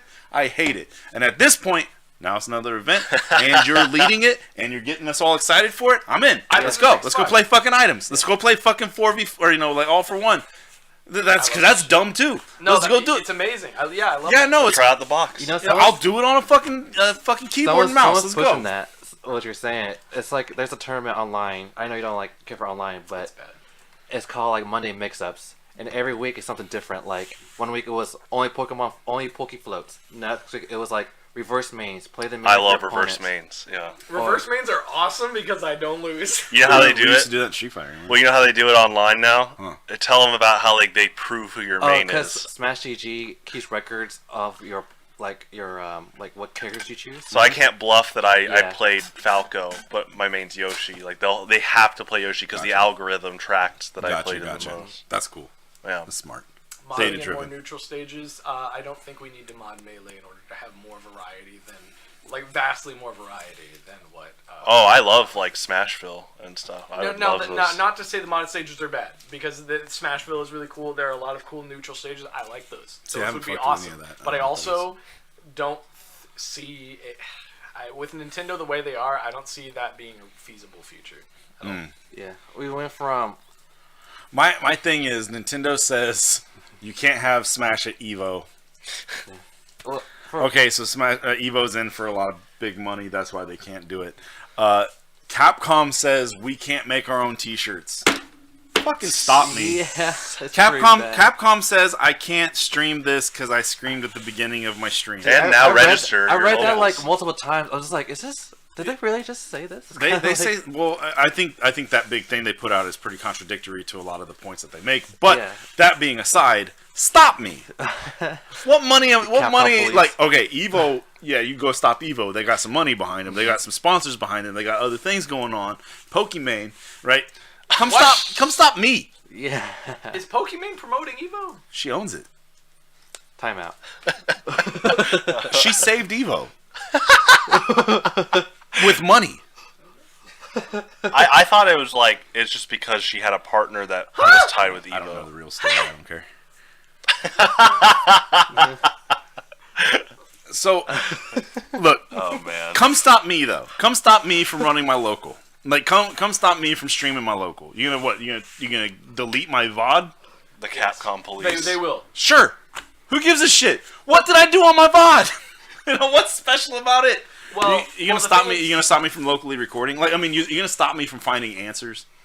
You gonna stop me from enjoying the game? Right? You gonna stop me from enjoying each other? Right? They're trying to. I enjoy you, Michael, and I will enjoy you. I don't care what Capcom and Nintendo say. I enjoy Michael every night. Well, you know, I will make sure you know I enjoy you. Michael used to play Marvel. Me to by the the way. local scene. Oh, cool. I gotta pee real quick. Have fun. Yeah, well, I will. I'm good time. This is how I enjoy Michael. Man, I'm Jesus. just trying to say that freaking. I just want like I'm not. There's no problem with the way people want to play Melee. There's no issue with that. The issue is that they don't. It's not even like that. I'm not trying to say the majority of Melee should be played with items on. No, I get I'm not saying that. another way. I get what you're saying is like when new players come in, and they ask like, what? How do I get good? It's like, well, how about completing, take on all the in-game challenges? You know. Honestly, they look at you like you're stupid, but you gotta know Melee. Like, I think one thing, I have really good awareness of the game and what is going to happen at an interaction. And it's not because I studied. It's because I played fucking event match, what is it, 53, 54 or something? 52? 52, right? 51's the last one. What was the one with Giga Bowser? 51. Yeah. Oh, I thought it was 52. Okay. Event match 51. I played that shit when I was a kid, and I had to learn how to deal. Like, I just learned so much about the game's engine and how things happened because I played it casually. Experience is over. Probably better than literally anything ever. If you could choose to have one more skill, would it be like pressing buttons faster, having better reads? No, it's experience. That's what you want. Sometimes Yeah. Sometimes I break the honest truth, especially like in P plus where like the CPU's a little harder. You're like, dude, what do I need to improve on? I was like telling like bro level, you're easier than a CPU. It's like, True, bro. Because computers, yeah, they will have like this algorithm they use to determine what their options are, and they're pretty readable. But when you know that you can just pretend, like just throw out this move that looks like it's gonna be punishable, and then you know exactly what this person's thinking because they're at this low level, and they're like, oh, I'm just gonna F smash this. And you're like, yeah, okay, I know you're gonna F smash this, and you can just do that 100% of the time, or you can get up at this peach and then you just run at this peach, and then you run back and just sit there and watch her down smash and then grab her. It's like, dude, that's just so easy. It's easier than it's like a Dark Souls boss or something where you can run at them and provoke them to do an attack that you know how to dodge easily, and then it's like, okay, cool, I'm just gonna hit you a bunch. Yeah. Okay, I'm gonna do it again. It's like, yeah, easier than a computer. we were just talking like, True, Kevin. The ultimate CPUs are pretty strong. What's that? One more wheel? Did I not have 3 in there? True, G-dubs. Adventure mode's pretty nice. We can print another one. It's only 40 minutes. I'm so happy for you, G-Does, to explore adventure mode, cause like, it just gives different perspective on the game, Dude, mechanics. It's just so good way to explore it. I honestly, if I could have like one mod request, it would be I want somebody to make adventure mode like a 12-hour game. Like more of a platformer, maybe. Well, no, literally just more adventure mode with just same variety, maybe different objectives, bigger stages. I honestly want the temple stage where you look for the Triforce. Oh yeah, In the yeah, cave. that was fun. I want that, but like as big as Great Cave, like the Great Cave Offensive. I want that from Kirby. Yo, hold on. hold on, wait. I got this crazy thing that just came across the news desk. Y'all want to do a quick trip run? Another one? You guys want to do a quick trip run? Sure, but why does this come up? Teresa's like, hey, go get me a donut. Oh, that's the news? Yeah. Well, I guess we can close out the We could. show. Okay. Or we could keep talking for another 12 hours. We totally could. I mean, but we don't have to be on the stream either. Oh, is mine in the bathroom? No. Okay, good. So then here, yeah, let's There's shift. someone in the bathroom now. That's good. All right, let's. Last topic. Yeah. Capture Last the topic. Here we go. Go for it. Sick, dude. Here we go. Okay, Hold on, I'm getting my words together. Yeah, go for it. go for it. I'm rubbing my hands together. We got 5 whole viewers. Thank you. my God. Thank you for coming out and hanging We out had with quite us. a few people. Yeah, no, this is really good. I saw it at like 11, 12. We started at 10, like straight up 10, and it's 12:30. So that's really good. I appreciate everybody that's joined. Thank you for hanging out. Thank you for the conversations. We're having some deep ones here. Here's the thing. Here's what I want to ask. When are you coming back? Yeah. Not visiting. When are you moving back? Ooh. Probably never. Realistically. Until I have a lot of money, which is probably, again, never. When are you moving back? Well, you should probably get a license first. I have one. You got a license? Yeah. Like to drive? I'm gonna have to get another one. Yeah, definitely. I didn't know afraid- that. Definitely Wow. afraid of driving like some like real PTSD shit. Okay. But Norm Macdonald was that way.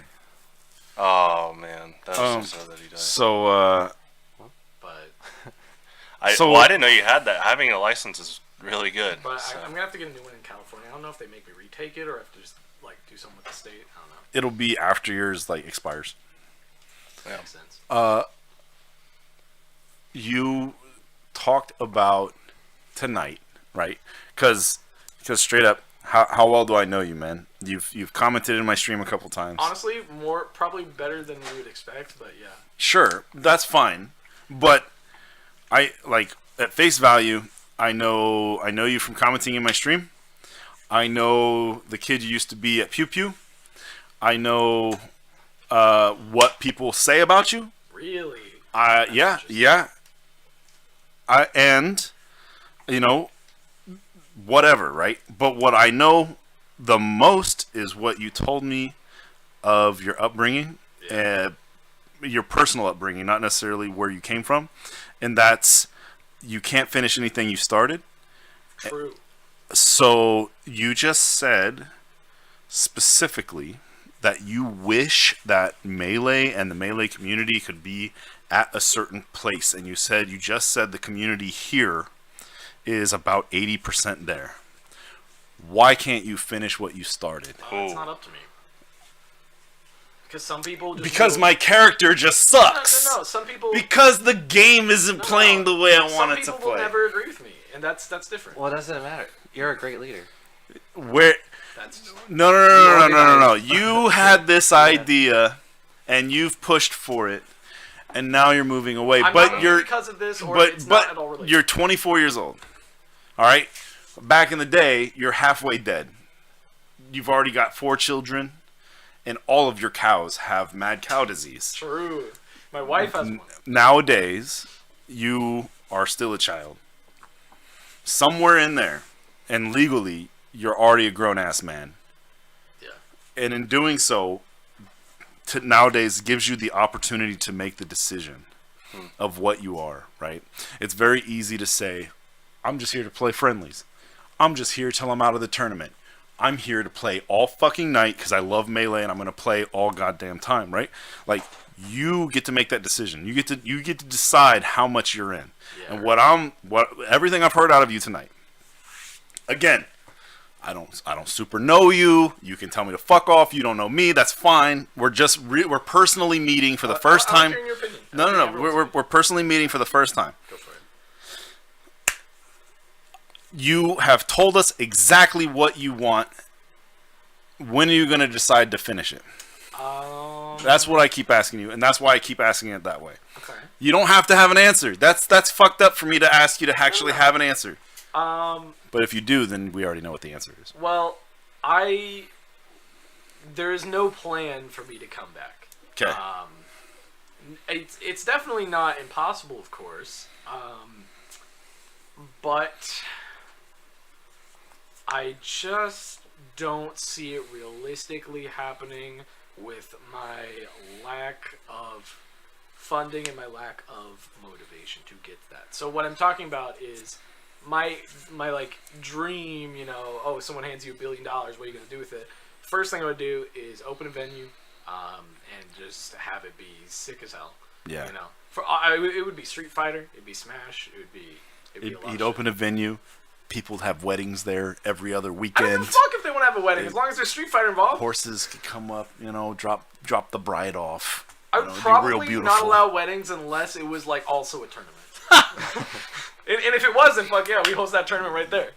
And also you can get your vows done over there. Yeah, why not, If you're right? down. But yeah, no plans to return. Not saying that's like, you know, not a thing. It's just on right now, not a possibility. I'm planning on getting a more permanent job as well with the state of California Okay. while I'm out there. So I thought you were gonna get Starbucks insurance. no. I am transferring out, transferring Starbucks out there. Yeah, But that doesn't kick in till the fall. yeah, you're right. Well, no. I can transfer my job out there immediately, which is Yeah. what I'm doing. But as far as insurance, yeah, it's like October. But Okay. anyways, the like as soon as I get my job at Starbucks and whatnot, you know, get it out there. I plan on just trying to get a job with the state, 'cause that's where my girlfriend works, is with the state. She's been there for 12 years. You know, she knows, you know, how I can best get a job and whatnot. So that's the plan right now. But as far as after that, I am not really in a position to make further plans. Like mentally, like there's a lot of not great stuff for Okay. me locally and whatnot, and it has nothing to do with any person or group or anything we've talked about tonight at all. So the only positive is the you know, the local players and stuff. But yeah, I don't really have a plan to return, and it's really sad. Because I would love to continue. Like, if I had a choice, like, and I could have the opportunity I have in California and I could have it here, even though I don't like the area, like just the region in general. I hate the fucking weather. It's horrible. I hate this so much. I don't care about sports, so I don't have any allegiance or loyalty to any team. Yeah. You know, so there's nothing for me here. But if I had the opportunity, I would open my own venue, or I would find a venue. There's a venue that's actually very close to the place I currently live for the next few days. That was a card shop, and I was going to work with them until I realized I'm moving away, and it would be not Gotcha. a great idea because I'm the only person the card shop would know, and I'm the only one who's really close to it. So it would be a little rough. But yeah, like if I had a choice, I would definitely like stay and be with the people I know. I'm not just like excited to be like, oh boy, I can't wait to move out to California where I have literally one person I know, you know. Oh boy, I can't wait to leave the community and the friends that I've built up, and you know, I'm not excited for that part. But it's just not something that's feasible for me to continue at this point. And it's pretty rough. So Cool. Had to ask. that's where it's at. Had to ask. Yeah. Well, cool. I guess at that then, Michael, what do you got? What's your last? What you got? He's the new Mario. Oh, originally I was the Mario, then I passed the torch to Nick. Well, like I took it. He was just like, "Yeah, I'm gonna play Pikachu now, Sure. fucking nerd." And I'm like, "No, somebody has to play Mario." Well, then like I dude." spilled all the beans about what Mario weaknesses and how I like them, and what from my perspective, and make it and help you turn it your own Mario. Nah, my Mario's Yeah. wacko. I don't know. I guess last thing I could say is just you know, we're on a good track of what we want the scene to be.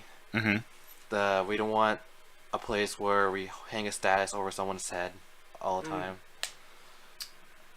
And I think the next challenge is, you know, the topic of rank. The rank can open the doors of going back to that toxicity. So we're just being very cautious about that if we were to bring it back. So one thing I wanted to mention though, you said I mentioned it was like, 80% of where I wanted to be or something. That is not just me though. I have brainwashed and convinced everybody that my goal and vision of the local community is now a shared one. So I am not the only one who can continue it. There are other people, Michael and Pete, and G Dubs is a great example. So Well, I'm not the only one. My mindset wasn't shifted from your motivation. I know. so- But what actually to clarify that, my mindset came from yours in part. So P was great to run into because he was the first person I ever played in Smash in like a tournament setting. Oh yeah. I played Ivysaur and I was like, you're probably gonna win, and he did win. He was wearing a purple Yoshi shirt with the green, or it was like purple. It was with the green purple Yoshi with green, outline. yeah. I like And you were that. wearing a Derpy Hooves pony Oh, shirt. I was wearing a My Little Pony shirt. I was that fucker. But All right. I was an obnoxious little shit too. Everybody knows that. I shouldn't use past tense, Gosh. but yeah, no. Learning from Pete was not. He didn't even like teach me the game too much necessarily, but we just played a lot, and he was very nice and very like, yeah, I'll play you. I don't care if you're like really horrible or whatever. Not that he would say that, but you know, that's mindset. I'll play anybody. Yeah. So that definitely helped a lot in like having someone to play with, even if like really early on I wouldn't, you know, call him a friend or anything, but at least it was somebody who I know wouldn't be an asshole, which is a big deal in communities where, you know, they can handle, like, you and your friends can tell each other, oh, fuck off, you're such a dipshit, how could you do that, you're a dumbass. Like, you can be hanging out with friends and do that, but if you, a lot of the environment is like just like carries over, so like friends and friends are doing that, and then you might like you say that to a new person and be, oh shit, what, I'm sorry, what did I do? You know, It was a treat others the way you want to be treated kind of moment, especially how I joined Street Fighter at 16 years old, and there were quite a few people that were way into their own heads, took themselves way too seriously, and if I wanted to play, you know, they would be, or they'd brush me off or would not want to talk much. So of course you're looking at that and you're like, that's not inviting. So when you see other new kids as you get older join in, of course you want to make sure that they feel welcomed, and we're just here to play games. This, at the end of the day, why are people, again, take themselves so seriously and throw giant temper tantrums when they didn't reach the clout that they wanted to chase, or the admiration from the locals because they didn't win the next game? It's like, dude, just play the game, treat others nicely, have fun. It's that simple. So I just had a great idea I need to write down. Oh yeah. Oh boy. So I guess my parting words is, you know, thanks for hosting this, and you guys are all good Yeah, man, friends. it's, and thank you. it's good to meet you guys and like, you know, really sit down, chit chat. It's always fun. Thank you for joining. Thank you everybody who joined. Thanks Thank for you, G-Dubs. Yeah, thank I you, love G-Dubs. You hung out the whole time. we'll What see a you goddamn in trooper. like 8 hours. Yeah, right? He's a great person. I love G-Dubs. I'm happy he's one of my Melee kids. That's cool, man. You should play tomorrow, Nick. I will play the game. I won't enter. You should enter. It's too late to enter. Okay. Coach? It's pre-reg. Yeah, I'll definitely be coaching. Yeah. You should definitely play friendlies. I'll send you the No, I'll live play some stream. casuals, You should though. play We're some turn- casuals, We're though. turning on Pokeballs. Yeah. I actually fucking hate Pokeballs. Pokeballs is lame. They're so lame. I like the items where you interact with your opponent. All right, y'all. Y'all take it easy. Thank you for joining. Bye. Don't forget to go to mechadynasty.com. That's right. Enter code SPOT, 7.5% off. Checkout. Also, thanks to the 2 people who subscribed, whoever the fuck you are. Nice. Go check out my bullshit.